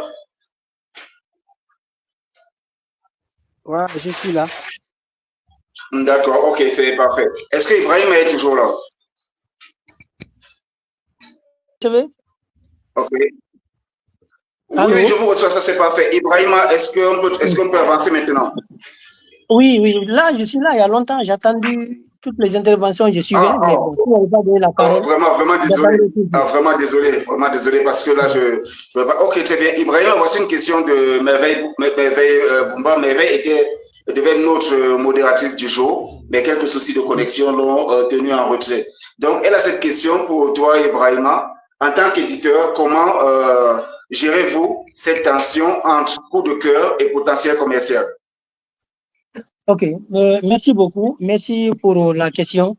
Je pense que gérer la tension entre coût de cœur et potentiel commercial, entre potentiel commercial, bon, en fait, vous savez, le commercial, lui, il met tout en valeur, il met tous les produits de son auditeur en valeur, il veut que tous les produits soient vendus. Mais il est possible que parmi ces produits, il y a un produit peut-être qui peut beaucoup plus intéresser les gens. Donc, il voudrait que ce produit soit beaucoup plus intéressé par les clients voudront acheter beaucoup plus ce produit. Donc, je pense qu'il va trouver le juste milieu pour pouvoir vendre aussi les autres produits, pas que le produit pas que le livre, par exemple, qui va seulement intéresser les gens. Donc, parler aussi, commenter par rapport aux autres livres qui seront dans les rayons de son auditeur et donner l'importance, la plus-value que ces livres-là aussi vont apporter, peuvent apporter, par exemple, aux lecteurs et donc mettre l'accent sur ça. Parce que cela pourra aider tout simplement les lecteurs à s'intéresser tant bien au coup de cœur, mais aussi également aux autres livres qui seront disponibles dans les rayons. D'accord, c'est parfait. Ibrahima, on va rester avec toi, justement, parce qu'on a parlé précédemment, et tu n'as pas eu l'opportunité d'intervenir, on a parlé précédemment de la critique littéraire, de sa position vis-à-vis de la jeune écriture et des écritures nouvelles. Alors, selon toi, pourquoi la critique littéraire s'intéresse très peu aux livres des auteurs inconnus? ou alors au premier livre tout simplement. Parce qu'il y a des auteurs même qui ont sont à 4, 5, 6 livres, mais qui restent inconnus. Pourquoi la critique ne s'intéresse pas vraiment à ces auteurs, après ne s'intéresse pas à ces auteurs? Bon, je pense que peut-être il faut se poser la question, est-ce que par exemple les thèmes que ces auteurs-là abordent, ce sont les thèmes qui sont intéressants? Est-ce que ce sont ces thèmes est-ce que ce sont les thèmes par exemple qui peuvent être vendus? Est-ce que par exemple l'auteur qui écrit, est-ce qu'il a la capacité de l'écriture? Est-ce qu'il écrit bien? Mais c'est sûr que si vous voyez peut-être que les gens ne s'intéressent pas, ils ont déjà lu 1, 2, 3, 4 livres de l'auteur, mais ils n'en trouvent pas toujours pas ce qu'ils recherchent. Donc je pense que cela peut ne pas pousser les critiques littéraires à pouvoir s'intéresser à ces auteurs. Parce que déjà, il faut savoir quel thème aborder. Si l'auteur connaît les thèmes qu'il faut aborder par rapport à son public ou par rapport à des cibles données, cela peut inciter les gens à s'intéresser à son livre. Cela peut inciter, même si ce n'est même pas le public, mais également le gouvernement. On peut même prendre son livre, on le met dans le système éducatif pour pouvoir l'enseigner. Mais si les thèmes qui sont abordés, ce n'est pas des thèmes clés, ce sont des thèmes qui n'intéressent pas, par exemple, la communauté, qui n'intéressent pas, par exemple, le public, qui n'intéressent pas, disons, le système éducatif, il se pourrait que les gens ne s'intéressent pas. Donc, il est auteur, mais il a assez de livres, mais il n'est pas assez connu. Ça peut être ça aussi. D'accord, Ibrahima, mais là, ça soulève une autre question. Est-ce que ce n'est pas la responsabilité de l'éditeur maintenant, si un livre, il arrive avec des incohérences, si un livre, il arrive sans intérêt, est-ce que l'éditeur n'est pas censé renseigner son auteur sur les thèmes abordés ou alors sur la façon de les aborder, ces thèmes-là, pour éviter justement de se trouver dans le côté désintéressé de la littérature? Est-ce que ce n'est pas la responsabilité de l'éditeur aussi maintenant si la critique littéraire ne considère pas certaines œuvres comme littéraires? Oui, bien sûr. C'est pour cela, par exemple, dans ce cas, c'est pour cela, quand un auteur dépose un livre chez un éditeur, il ne faut pas directement procéder à la publication. Il faut déjà avoir un comité de lecture qui va lire le livre de fond en comble, savoir si le livre est publiable ou pas. Donc, comprendre les thèmes qui sont abordés. Est-ce que c'est un livre, par exemple, qui peut intéresser les gens? Et quelles sont les tournures? En fait, disons, corriger de fond en comble le livre avant même que le livre ne puisse sortir. Ça, c'est le travail de l'éditeur. Il doit vraiment veiller à ça. C'est ce qui va faire que les auteurs qui vont publier, ces auteurs-là peuvent être connus sur le marché. Ces auteurs-là peuvent être connus, disons, même à travers, sur le plan national, mais aussi sur le plan sous-régional, voire international. Le travail là revient à l'auteur. Il doit vraiment revoir de fond en comble tout le manuscrit ou le manuscrit qui a été déposé chez lui avant de procéder à une publication. C'est là bien normal. D'accord, ça c'est bien. Et je vais rester avec toi pour cette autre question de merveille, question à laquelle Shadat aussi, tu vas répondre. Donc, Shadat, tu te prépares aussi pour cette question. Donc, Ibrahima, les critères d'évaluation. Parlons justement concret. Là, je vais lire le message de la question de merveille. Pour vous, quels sont les 3 critères non négociables pour mettre un livre en avant? Et quand un texte brille, mais que l'auteur est controversé? Commençons, allons-y d'abord. Quels sont les 3 critères non négociables selon toi, Ibrahim, pour mettre un livre en avant? D'accord. Bon, pour maintenir en avant, pour moi, les 3 critères non négociables chez moi. Donc, bon, d'abord, il doit avoir la créativité. Il doit être créatif. Le livre qui vient de publier, la créativité doit avoir cela. Il doit avoir, disons, écrire avec moins de fautes. D'écrire avec moins de fautes. Voilà. Et aussi, il doit savoir quels sont les thèmes, les bons thèmes qu'il faut aborder dans son livre. Parce que si ce sont des thèmes, par exemple, le thème, j'insiste dessus, le plus souvent, d'autres, ils ont écrit, ils sont des auteurs, mais ils répètent toujours ce que les autres ont déjà écrit. Même si vous avez écrit d'une façon, même si les autres ont écrit, vous pouvez aussi écrire ce que les autres ont écrit, mais il faut innover. Il faut apporter une plus-value par rapport à ce que les autres ont déjà fait. Mais s'il n'y a pas de plus-value, il n'y a pas cette créativité-là qu'on retrouve dans vos écrits, les gens ne vont pas s'intéresser. Par exemple, si nous prenons la colonisation, par exemple, beaucoup d'auteurs africains en ont écrit sur la colonisation. Si de nos jours, des auteurs aussi peuvent écrire sur la colonisation, mais il faut toucher un autre aspect de la colonisation que les autres n'en ont pas parlé. Mais si vous ne touchez pas ces aspects, bon, ça veut dire que ce n'est pas du tout intéressant. Ce que les autres ont raconté, vous racontez juste ça. Donc, c'est une répétition. Cela n'intéresse pas beaucoup les lecteurs. Parce qu'il y a d'autres thèmes qui sont vivants, il y a d'autres thèmes qui sont d'actualité que l'auteur plutôt devrait en parler dans ses écrits, mais ne touche pas à ces thèmes-là, il va sur d'autres thèmes. Donc, cette créativité-là, elle est importante. D'accord. Ok, c'est vrai. Donc, on parle de la qualité de l'écriture déjà, on va des écritures sans faute, des cohérences, la créativité et surtout avoir beaucoup de culture, faire preuve de beaucoup de culture pour démontrer qu'on n'est pas en train d'écrire soit exactement ce qui a déjà écrit, soit moins que ce qui a déjà été produit. Oui, ça c'est important comme critère. Et maintenant, je prends l'autre aspect avant de passer à Shada, puis à Léa. Léa, tu te prépares aussi pour la même question que Merveille a laissé pour vous trois. Quels sont les trois critères non négociables pour mettre un livre en avant et quand un texte brille mais que l'auteur est controversé. Alors, Ibrahima, maintenant, quand ton auteur est controversé, toi en tant qu'éditeur, quand l'auteur est controversé, quelle position tu prends en particulier, tu prends par rapport à cela? Évidemment, tu l'as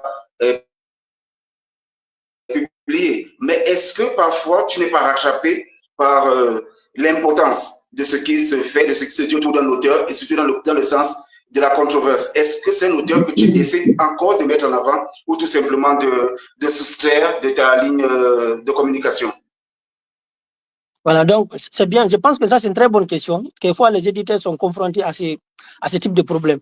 Je pense que quand un auteur est controversé, ça ne veut pas dire que moi, par exemple, que je ne vais pas le publier. Je vais bien le publier. Et je vais d'abord savoir pourquoi c'est un auteur qui est controversé. Je connais la cause principale. Est-ce que c'est dû à ses écrits ou bien c'est dû à sa propre personne? Je vais le savoir d'abord. C'est dû à ses écrits ou à sa propre personne? Maintenant, si c'est dû à ses écrits, comme nous sommes dans ce domaine de l'écriture, il faudrait donc faire une communication par rapport à ça.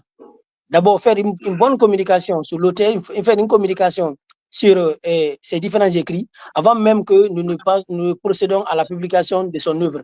Parce que c'est sûr que si vous le publiez comme ça, directement, avec tous les problèmes qui sont derrière, ça répétera la même chose et vous n'allez pas rentabiliser par rapport à la vente du livre que vous allez, à la vente du livre qui sera fait au nom de cet auteur-là. Donc, il faut vraiment avoir une communication. Parce que de toute façon, quand vous faites le produit, ce n'est pas vous qui achetez. Vous avez des cibles, vous avez des clients. C'est ceux-là ce sont eux qui achètent le livre de l'auteur en question. Donc, il faut toucher ces publics, conseiller, conseiller ces publics et dire vraiment que ne pas tenir peut-être compte de sa personne, mais peut-être du contenu de son livre. Ou que ce livre-là qu'il écrit, ce livre-là, peut-être, ce contenu est différent des autres. Donc, tout cela, il y a une communication qu'il faut faire, je pense. D'accord, tout à fait, exactement. Bien sûr, étant donné que c'est vous l'éditeur. S'il se trouve que votre auteur est controversé, bon, il y a une certaine position que vous allez occuper. Shada, la même question, ou alors les mêmes questions viennent vers toi. Est-ce que tu as trois critères non négociables? Ou alors, non, pas est-ce que, quels sont les trois critères non négociables selon toi pour mettre un livre en avant?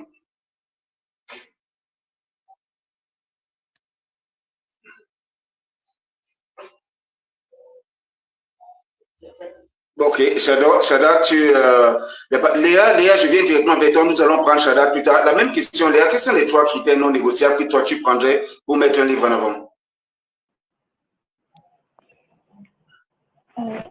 Est-ce que vous m'entendez? On a été interrompu tout à l'heure, je me rassure. Oui, ça va, Léa, tu peux y aller. D'accord. Alors, les trois critères non négociables pour moi, déjà, il y a la pertinence culturelle. Est-ce que ce que vous écrivez est rattaché à une culture? Est-ce que ce que vous écrivez peut passer au niveau de la société? Est-ce que vous vous détachez complètement, que ce soit de la société dans laquelle vous êtes plongé ou alors de la société à laquelle vous vous adressez? Ça, c'est d'un. Deuxièmement, il y a la qualité du texte, que ce soit dans le fond ou dans la forme. Comme j'ai dit, plus vous écrivez correctement, plus vous êtes lu facilement, plus vous êtes compris facilement et tout. Donc, à côté de ça, maintenant, ce qui doit également compter, c'est l'originalité, en fait. C'est la profondeur pour moi. C'est vrai que j'ai deux casquettes aujourd'hui et c'est ce que, quand je lis les commentaires, là, je me rends compte que les les auditeurs ne réalisent pas qu'en fait, on n'est pas là uniquement en tant que critique littéraire, on est aussi là en tant qu'éditeur. Et l'éditeur est Bien avant tout sûr. un chef d'entreprise. On a quelque chose qu'il faut faire tourner, donc on ne peut pas se permettre de publier n'importe quoi. Donc, vous allez nous excuser, mais ça, c'est la réalité. Donc, je disais, à Oh, oui, côté bien de sûr, ça, non, il y a c'est n'importe l'originalité quoi, du on livre. l'a largement défini. D'accord. Donc, je disais, le troisième critère non négociable pour moi, c'est l'originalité du livre. Est-ce que lorsque D'accord. je lis le livre, j'ai l'impression de l'avoir déjà lu ou pas? Voilà pour moi les critères déterminants. Ok. D'accord. Et quand tu as un auteur controversé, bon, prenons deux cas de figure. L'auteur qui est controversé, quand son livre il paraît, comment tu gères? Et après, maintenant, l'auteur controversé qui vient chez toi pour se faire publier. Donc, déjà dans le premier cas, quelle est l'attitude que tu observes quand tu as un livre que tu publies? Et après, il y a un backdraft, il y a quelque chose qui a un retour qui vient frapper et puis l'auteur se retrouve dans une controverse pas possible. Comment tu gérerais ce type de situation? Vous avez déjà en face de vous une passionnée des textes de Miano. Donc, qui dit passion des textes de Miano dit forcément controverse. Donc, la controverse, pour moi, c'est une forme de publicité. Hein. C'est une forme de publicité. Plus un auteur plus on parle d'un auteur, plus il est connu. Dans le domaine de la littérature, quand on parle de vous en bien, en mal, ça ne compte pas. Ce qui compte, c'est qu'on parle de vous. C'est tout ce qui compte, c'est tout ce qui devrait D'accord. compter. Donc pour moi, la controverse est bénéfique. Si je publie un auteur et qu'on parle beaucoup de lui, bah, ça signifie qu'on l'a lu. Même si on l'a lu pour trouver quoi, de quoi noyer la petite bête, au moins on l'a lu. Je ne sais pas Bien sûr. si vous voyez où je veux en venir. Tout à Si c'est fait. un auteur controversé, si c'est un auteur controversé qui vient vers moi, bah, la réaction que j'ai, c'est presque la même, quoi. Je ne vais pas me limiter à ce qui se dit de lui. Je vais plutôt me faire mon propre avis, et pas mon propre avis sur l'auteur, mais mon propre avis sur les textes, ou alors sur le texte avec lequel il vient vers moi. Donc, voilà ma D'accord. position, en fait. Ok, et si on a des controverses qui sont, parce qu'il y a des controverses qui deviennent très dangereuses, qui deviennent très risquées, nous avons ces réalités, des auteurs l'auteur qui va se retrouver en prison, l'auteur qui va faire ceci. Est-ce que l'éditeur, enfin, quelle est l'attitude justement de l'éditeur à ce moment-là? Toujours pour rappeler à toutes les personnes qui nous suivent que nous essayons de comprendre le mécanisme de sélection des livres sur le plan de la critique littéraire, pour parler de quel livre mettre en avant. Est-ce qu'un auteur qui arrive avec tout son bagage, déjà, j'ai envie de dire, dangereux, persona non grata, est-ce que c'est un auteur qui est accueilli? Déjà, on a ton background de la personne qui aime les auteurs dont on parle autrement. Est-ce que ce type d'auteur-là aussi est favorable chez toi?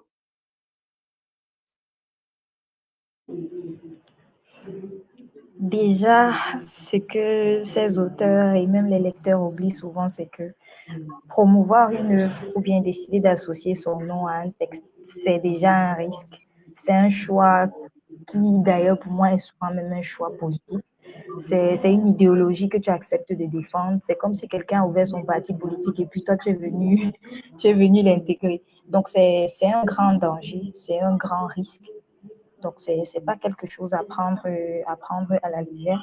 Mais moi, de ma position, comme j'ai dit, même si un auteur a connu des hauts et des bas, là je parle d'un auteur qui est déjà controversé, même si un auteur a connu que ce soit des hauts, que ce soit des bas, c'est vrai que du point de vue de l'éditeur, parce que comme j'ai dit, l'éditeur c'est un chef d'entreprise, du point de vue de l'éditeur, je vais être forcée de prendre en compte ce qui se dit et ce qui ne se dit pas, parce que je vais pas me permettre de publier des textes qui ne vont pas être vendus. Donc, du point de vue de l'éditeur, c'est forcé, ça va influencer ma décision, ça va influencer le choix de le publier ou pas. Mais du point de vue de la critique, puisque j'ai déjà une position assez affirmée, je pense que je pourrais courir le risque. Je pourrais courir le risque de faire un commentaire dessus du moment où je suis convaincue que le texte en lui-même peut convaincre bien au-delà de son auteur. D'accord. D'accord, merci. Merci beaucoup, Léa.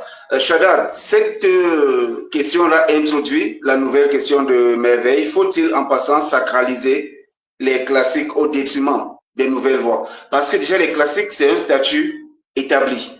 C'est un statut assis, Shaddad. Est-ce que la raison pour laquelle la critique préfère les classiques, ce n'est pas aussi ce que Léa évoquait tout à l'heure, cette question politique, cette question qui tourne autour de la littérature? Parce que la littérature, c'est aussi un business.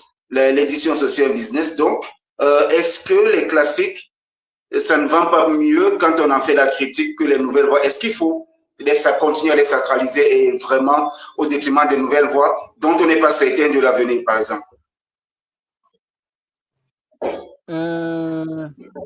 La question, c'est quoi? Je vous sortais entrecoupé. Bon, d'accord, je vais reprendre. Je vais reprendre plus rapidement, Shaddad. Est-ce qu'on ne devrait pas, par exemple, sacraliser les classiques, donc les auteurs, les livres déjà assis, les livres déjà établis au détriment des nouvelles voix dont on n'est même pas certain du futur? Donc, est-ce qu'on ne devrait pas, en fin de compte, sacraliser les classiques? Sacraliser, c'est-à-dire que laisser. Oui, en fait, je dis continuer à les encenser comme étant les plus grands, les meilleurs, les ceci, les cela, et les autres, ils viennent juste un peu se débrouiller. Est-ce qu'on ne devrait pas, faut-il continuer à les sacraliser ou alors il faut résolument se tourner vers de nouvelles voies et explorer de nouveaux horizons? Bon, voilà, j'ai très bien compris la question. Je dirais que faut pas sacraliser les classiques. Pourquoi? Parce que c'est auprès de eux que nous tirons la source d'inspiration. Pour écrire mieux, pour écrire un ouvrage, un texte, voilà, pour écrire un poème, moi, je dois m'inspirer de Victor Hugo, de Lamartine, et des autres poètes, des autres anciens poètes classiques. Parce que ce sont eux qui sont notre source d'inspiration. Alors, nous devons Oui, toujours mais est-ce qu'on devrait, continuer. Shaddad, s'il te plaît, est-ce qu'on Ouais. devrait donc continuer à les encenser comme tels ou alors on devrait se tourner vers les nouveaux, parce que ces nouveaux aussi, ces classiques ont été nouveaux un jour. Avant d'être classiques, n'ont pas été classiques à la naissance. Est-ce qu'on ne devrait pas refaire le même cycle, c'est-à-dire partir vers de nouveaux auteurs, des inconnus et les faire grandir? Ah, voilà. C'est ce que d'ailleurs j'avais dit tantôt lors de ma première intervention. Donc, faire connaître les nouveaux talents. C'est ça maintenant les rôles. Ce qu'il faut maintenant faire n'est pas cesser vraiment de sacraliser les classiques et continuer. Commencer maintenant plutôt à sacraliser les nouveaux auteurs qui viennent de naître à peine. Parce que eux aussi ont commencé, il faut maintenant qu'ils puissent avoir de l'ampleur auprès du public. Donc voilà vraiment.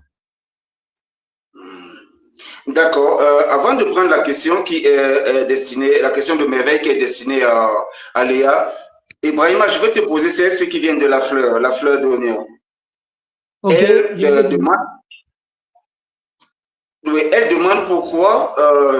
Elle dit, mais lorsque ce sont les éditeurs qui parlent d'écrire correctement, cela renvoie à quoi exactement? Qu'est-ce qui entre? Un instant, je vais ouvrir le commentaire. Donc, la fleur d'honneur.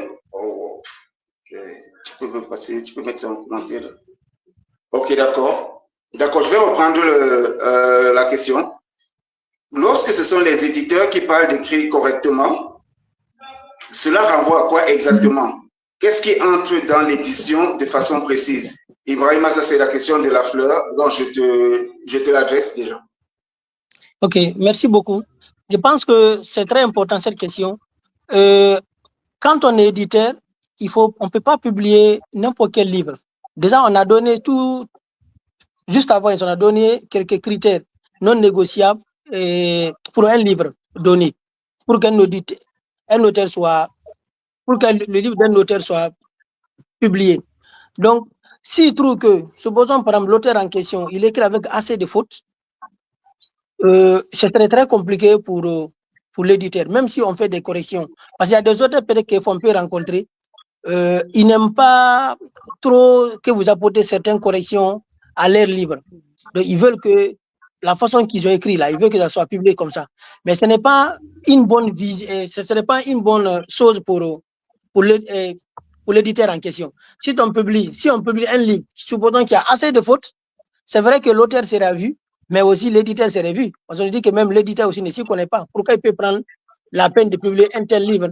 On ne peut pas vendre un produit à un client si le produit n'est pas bon. Nous, d'abord, même, on doit savoir est-ce que le produit que nous voulons vendre là, ou le livre que nous voulons vendre, c'est un bon livre ou pas? Est-ce qu'il n'a pas de fautes? Est-ce que, comme on appelle, les tournures qui sont dedans, ces tournures-là vraiment sont correctes? Le lecteur peut les lire de façon fluide.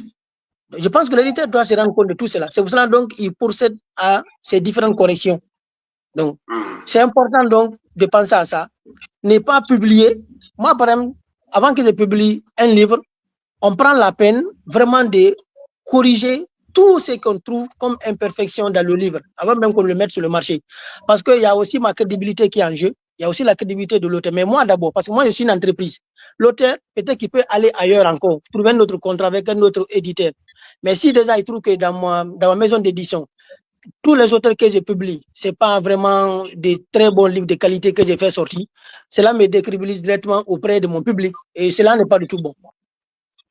Merci. D'accord. Ibrahima, je reste avec toi pour cette autre question. Oui. Plutôt que d'aller revenir, je reste avec toi pour cette autre question. Merveille demande si ton expérience tech n'influence-t-elle pas le critère numéro 1 pour sélectionner un manuscrit? Comment concilier rentabilité et qualité littéraire sans trahir l'un ou l'autre? Donc, voilà la question que Merveille te pose directement. Non, en fait, je pense que l'expérience tech n'influence pas. Pour moi, ça n'influence pas le premier critère chez moi. Parce que je me dis que les deux domaines sont un peu distincts. Le domaine littéraire et le domaine de la technologie, c'est un peu deux domaines qui sont distincts. Mais peut-être d'autre part, ça peut aussi. Parce que je vais réfléchir à ce que vous apportez beaucoup plus au public, votre cible. Est-ce que, par exemple, le livre-là que je vais vous publier, ce livre-là peut m'apporter une plus-value, d'abord à moi, avant que je le mette sur le marché. Donc, en fait, c'est ça. Donc, je pense vraiment à tous ces aspects avant donc de publier votre livre. Donc, mais ce n'est pas le premier critère quand même, ça n'influe pas trop le premier critère. Il peut arriver que quelqu'un, peut-être, il n'apporte pas une plus-value, mais il touche un problème social qui est très important, dont le livre va passer. Les gens en ont besoin d'entendre. On veut que, par exemple, qu'on en parle. On veut, par exemple, que ces problèmes-là soient résolus d'une façon. Faire sortir des livres qui en parlent, qui peuvent conseiller, qui peuvent donner des solutions par rapport à ça.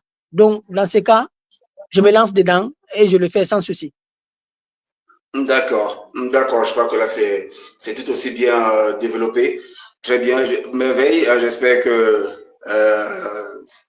Ibrahima satisfait certains aspects de ta question ou alors tous ces aspects. Nous allons poursuivre avec ton autre question qui est destinée à Léa. Léa, votre approche transfrontalière, comment l'appliquez-vous pour évaluer un livre africain contemporain? En transition, cette méthode ne risque-t-elle pas de créer de nouveaux biais? Donc, voilà la question, Léa. Bon, Léa est actuellement hors ligne. Nous allons prendre sa question. Nous allons reprendre la question quand elle revient. Et tout autre, nous allons prendre cette autre de Amel Tsafak. Shadat, Amel Tsafak pose cette question. Vous avez donné des notes à la critique littéraire africaine. Celle-là était assez médiocre. Que conseillez-vous donc pour l'améliorer? Comment les auteurs aussi peuvent contribuer à cette amélioration?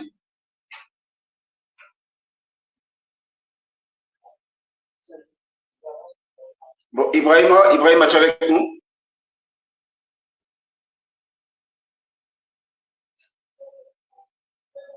Ibrahima?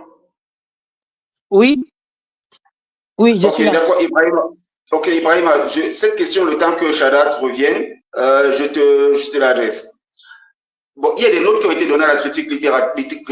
Tout à l'heure, Shadat a donné la note de 4 sur 10 à la critique littéraire africaine. Et donc, déjà, je vais te demander quelle note toi tu donnes de 0 à 10, quelle note tu donnes à la critique littéraire africaine en ce moment. Donc, actuellement, si on te demande de noter la critique littéraire sur le continent, quelle note tu lui donnes de 0 à 10?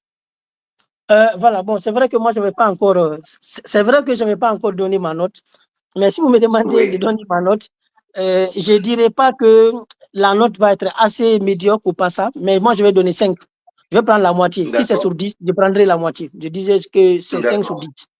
Maintenant, pour répondre peut-être à la question, et pour pouvoir améliorer cette note, je pense qu'il faut faire un accompagnement avec l'auteur. Les maisons d'édition sont là pour cela. Il faut accompagner l'auteur. Il faut accompagner l'auteur dans l'écriture de ces différents scénarios. Oui. Voilà. Donc, je pense qu'il faut même également, comme on appelle, il faut même également trouver les critiques avant même la publication du livre. Donc, dans l'accompagnement, il y a la phase de correction, mais il y a aussi la phase de critique. Cette phase de critique va concerner l'orientation de l'auteur. Il faut l'orienter. Il peut venir avec quelque chose, c'est très bon, mais c'est pas vraiment, c'est pas assez vendable, par exemple. Donc, l'éditeur serait là avec ses critiques pour pouvoir orienter l'auteur. Mais si on faisait ainsi, je pense que si on va sur ce chemin ou on emprunte cette voie, ça peut beaucoup plus donner. Ou bien, l'idée que vous avez développée, c'est une bonne idée, mais si on tournait de cette façon, oui, donc cette orientation-là, ça va beaucoup aider l'auteur à être vendu sur le marché. Mais si déjà l'éditeur, il vient, la façon que l'auteur a écrit son livre, il vient, il le publie comme ça, sans ses orientations, sans ses lectures, sans faire des corrections, c'est sûr que le livre ne va pas être vendu. Le livre ne va pas être vendu. Donc les gens ne s'intéresseront pas. Ok, d'accord. Et quels sont les conseils que tu peux donner? Bon, on était aussi sur le plan de mêler aux auteurs, quels conseils tu peux donner pour que cette note, justement, de la critique puisse s'améliorer? Aux auteurs aussi.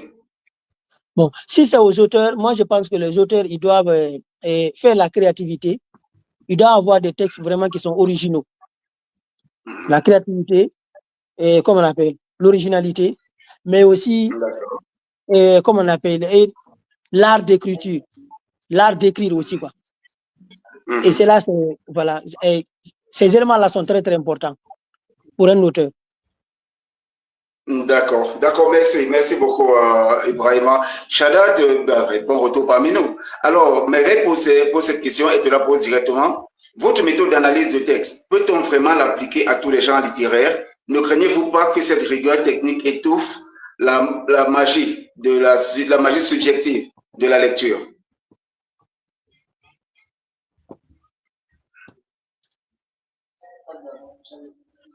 Shadat?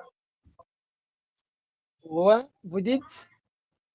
Justement, Merveille demande si votre méthode d'analyse de texte peut être appliquée à tous les genres littéraires. Et aussi, ne craignez-vous pas que cette rigueur technique étouffe la subjectivité de la lecture, enfin la magie subjective de la lecture? En fait, avec ma méthode d'analyse de texte, je crois que ça va pas vraiment étouffer la magie subjective de la lecture. Mais déjà est-ce qu'on peut l'appliquer à tous les genres? Est-ce qu'on peut l'appliquer à tous les genres littéraires, poésie, théâtre, roman, nouvelle? Est-ce qu'on peut l'appliquer à tous les genres littéraires? La critique littéraire? Non, votre méthode d'analyse, est-ce qu'on peut l'appliquer à tous les genres littéraires? Mais oui, pourquoi pas? D'accord. Si vous nous rappelez brièvement, parce qu'il y a des personnes qui viennent de nous rejoindre, si tu nous rappelles brièvement cette méthode, je crois qu'on sera un peu plus renseigné sur la suite de ton intervention. Ouais, ma méthode était celle-ci. Critiquer l'œuvre, enfin, d'évaluer les styles, l'écriture, la qualité. Donc voilà un peu ma méthode de critique littéraire. Hein, justement, l'évaluation du style, oui, de la qualité de l'écriture. D'accord. Est-ce que cette méthode, tu ne crains pas qu'elle étouffe la magie subjective de la lecture? Non, elle ne l'étouffe pas. Oui, pourquoi? Elle ne l'étouffe pas parce que cette méthode aide le public à connaître d'abord les styles Mhm. des ouvrages, aide le public à connaître la qualité de l'écriture qui est dans cet ouvrage Mhm. et un peu d'autres choses qu'on peut imaginer qui s'y trouvent, qui sont dedans. D'accord. D'accord, bon, ben, je crois que il y avait justement une question pour Léa. Léa, avant que tu ne partes, il y avait une question pour toi, mais malheureusement, euh, tu n'as pas eu le temps d'y répondre. C'était une question de Merveille. Tu peux la retrouver, question de Merveille. Léa, tu m'entends bien maintenant?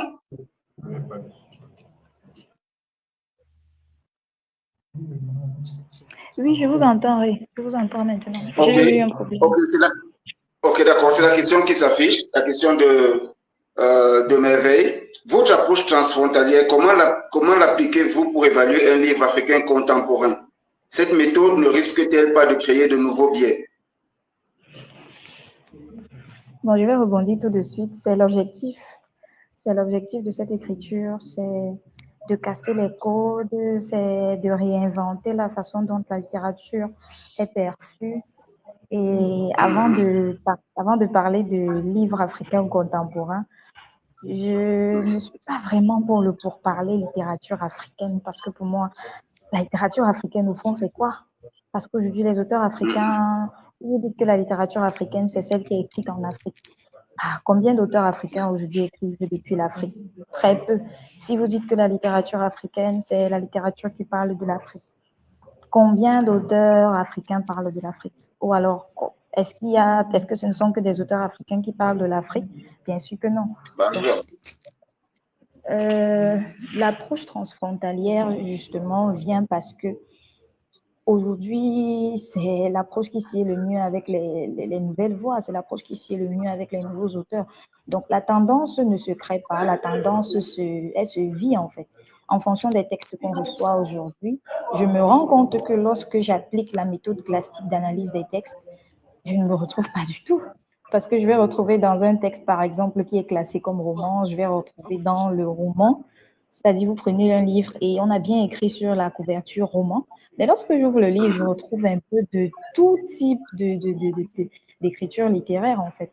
Donc, pour moi, cette, cette approche transfrontalière sied parfaitement avec les textes que je reçois aujourd'hui, avec les textes que je perçois aujourd'hui, et les nouveaux biais cognitifs qui sont créés, et la nouvelle façon d'approcher les textes qui est aujourd'hui tendance, c'est pour moi la technique qui sied le mieux avec les textes qui sont produits. Parce que lorsque je vais tout aujourd'hui face à un texte, je ne me dis pas que comme c'est un roman, je vais forcément trouver du récit, je vais forcément trouver des personnages, je vais forcément trouver ci ou ça. Non, je ne vais plus vers un texte avec cette impression-là. Donc oui, pour moi, ça sied parfaitement avec ce qu'on reçoit aujourd'hui, avec ce que les auteurs nous servent.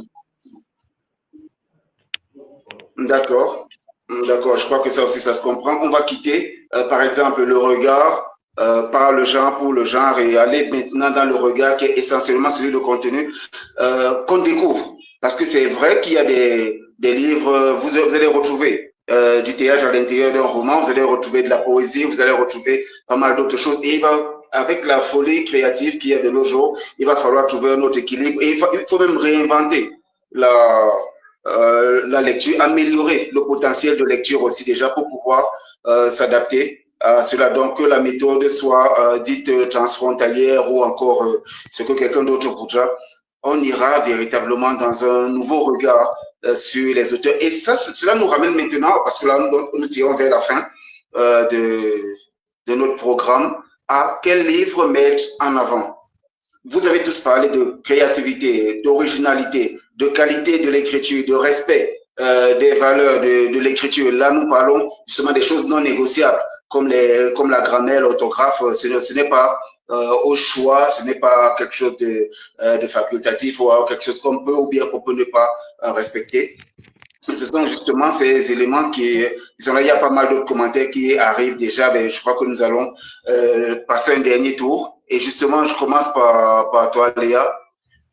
Les livres à mettre en avant, quand on décide de mettre un livre en avant, quelle contribution fait-on pour la littérature? Est-ce que c'est le livre qui vend ou alors c'est le livre qui vient contribuer à l'évolution de la littérature, même s'il ne vend pas? Qu'est-ce que toi, tu mets en avant?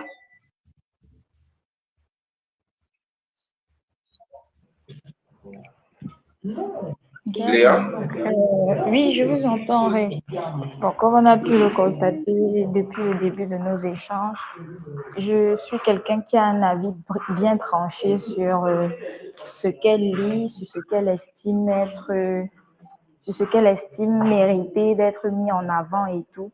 Donc, en bref, pour moi, le livre qui mérite d'être mis en avant, c'est le livre qui en vaut la peine, quoi. C'est-à-dire le livre qui rassemble déjà ces critères non négociables-là, mais aussi le livre pour lequel on a bien envie de s'associer, en fait. Parce que comme j'ai dit, accepter de promouvoir un livre, accepter d'en parler. Lorsque je prends mon stylo, lorsque je prends ma plume et je publie sur ma page, je dis j'ai fait la lecture de tel livre, allez lire et tout. C'est un engagement que je prends. C'est un engagement envers le texte d'abord, avant l'engagement envers l'auteur. Donc, si vous estimez qu'avec un texte, vous n'êtes pas prêt à vous engager, ça n'en vaut vraiment pas la peine de le mettre en avant. Donc, le livre qu'on met en avant, c'est le livre pour lequel on est capable de se battre. C'est le livre qu'on peut défendre contre vents et marées. C'est le livre pour lequel, même si toute la terre entière dit non, mais qu'est-ce que l'auteur là, il écrit du n'importe quoi. Vous êtes convaincu que le livre là en vaut la peine. Ça, c'est le livre que moi, je mets en avant. Ok, d'accord. Ibrahima, on a bien entendu Léa par rapport à ses convictions très fortes sur le livre qui a été mis en avant. Donc, ce n'est pas le livre que le public va forcément attendre, c'est le livre qui l'a d'abord marqué elle en tant que lectrice et elle en est certaine, ce livre marquera d'autres lecteurs. Alors, de ton point de vue, quel livre mettre en avant? Là, maintenant, nous parlons de la critique littéraire, nous sortons de l'éditeur, nous parlons de critique littéraire. Quel livre mérite d'être mis en avant, Ibrahim? Ok, merci beaucoup. Voilà, moi je pense que les livres qu'il faut mettre en avant, peut-être que je vais parler un peu des catégories de livres qu'il faut pouvoir mettre en avant. Parce que quand on parle éditeur, c'est que notre produit donné, c'est les livres que nous faisons. Donc il faut vraiment voir, et dans ces cas, parce que les publics ne sont pas aussi les mêmes, selon les publics donnés, et faire les livres en fonction du public. Supposons, par exemple, aujourd'hui, nous parlons de la littérature de jeunesse. Donc, il y a des enfants, il faut voir des livres de jeunesse, des livres qui vont concerner les enfants, peut-être qui peut être des personnes qui peuvent être âgées de 6 à 18 ans. Donc, pensez à ça, faire ces livres-là pour toucher ces publics. Pensez également aussi, par exemple, à des livres de développement personnel, parce qu'aujourd'hui, c'est un élément qui est très, très important. Et des livres de développement personnel, des techniques de recherche d'emploi, par exemple, des rédactions de CV, des lettres de motivation, d'entrepreneuriat, des livres, par exemple, sur le genre. Je pense qu'il faut aussi penser à ça. Et des livres sur l'autonomisation de la femme. Et il faut penser aussi, par exemple, mettre en place des livres, par exemple, qui parlent de la vie en société. Donc, le vivre ensemble, accepter l'autre tel qu'il est, parce que vous avez dit, accepter l'autre tel qu'il est. Accepter l'autre tel qu'il est, accepter ainsi le vivre ensemble avec les autres.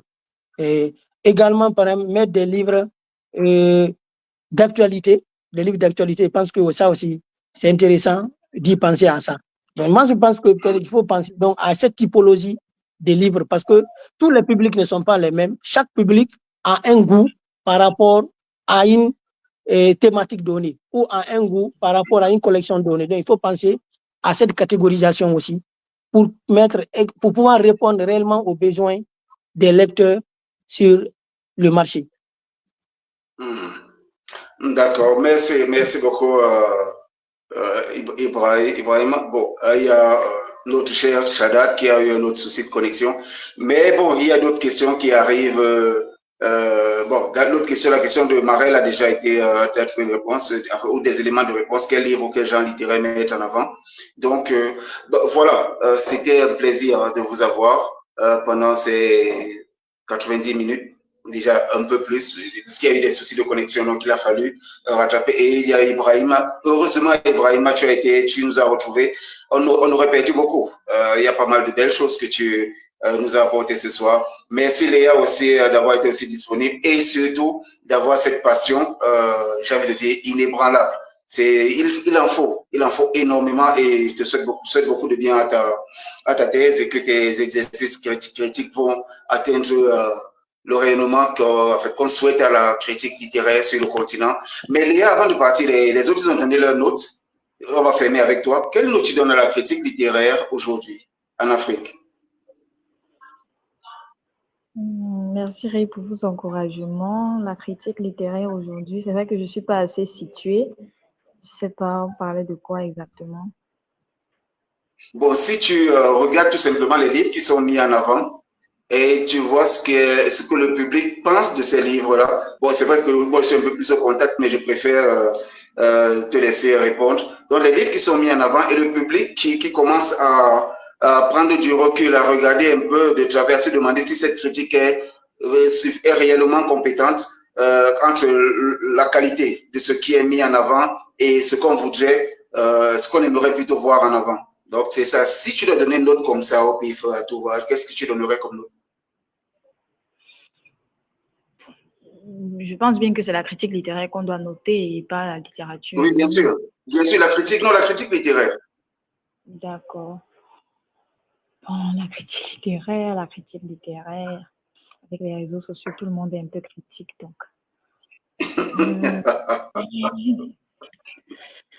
Bon, je pense une note de 5 parce que pour moi, il y a beaucoup de commerçants parmi nous. Il y a beaucoup de personnes qui ne disent pas toujours ce qu'elles pensent. Donc 5. D'accord. Bien sûr, la note de 5 que tu as donnée, c'est la même note que Ibrahima a donnée. Un peu supérieure d'un point à celle que Shadat, tu l'as donné. Shadat t'a donné 4. Donc voilà. Et nous allons prendre ce dernier message de Merveille qui, et je rappelle, Merveille Bumba, c'est elle qui devait assurer la modération, mais à cause de quelques soucis de réseau, quelques soucis techniques à l'endroit où elle se trouve, bon, elle a pu contribuer par des messages. Donc Merveille, elle remercie véritablement les experts d'avoir brisé le miroir de certitude. Et ce qu'elle demande de retenir, c'est un livre mis en avant est un phare, pas une fin. La critique idéale est un pont entre rigueur et passion. Votre prochaine écriture, choisissez-la sans équivoque. Merci à Acolyte, merci à vos publics exigeants. Continuez ce débat avec Sekrilo. Hashtag Sekrilo, c'est super, c'est super. Merci beaucoup, Merveille. Merci de ta présence, tes questions. J'imagine ce que tout cela aurait donné si tu avais été en direct avec nous. Mais déjà, c'est un immense plaisir de te découvrir et j'espère qu'on continuera ensemble sur plusieurs autres voies. Donc voilà, nous avons un autre échange tout à l'heure à 18h. C'est un échange qui portera toujours, bien sûr, c'est la Sekrilo, semaine du critique littéraire online, toujours sur la critique littéraire et nous allons découvrir d'autres aspects. Donc soyez avec nous sur la page Acolyte dès 18h et vous aurez cet autre moment de passion. Merci encore Merveille, merci à nos panélistes, merci à tous ceux qui nous ont suivis. Dans 3 heures, nous remettons ça. La semaine du critique littéraire en ligne. Thème du jour, critique littéraire. Quel livre mettre en avant? Le panel, Chad Hart, Léa Tsafak, Ibrahima Bangoura. À la modération, Merveille Bumba.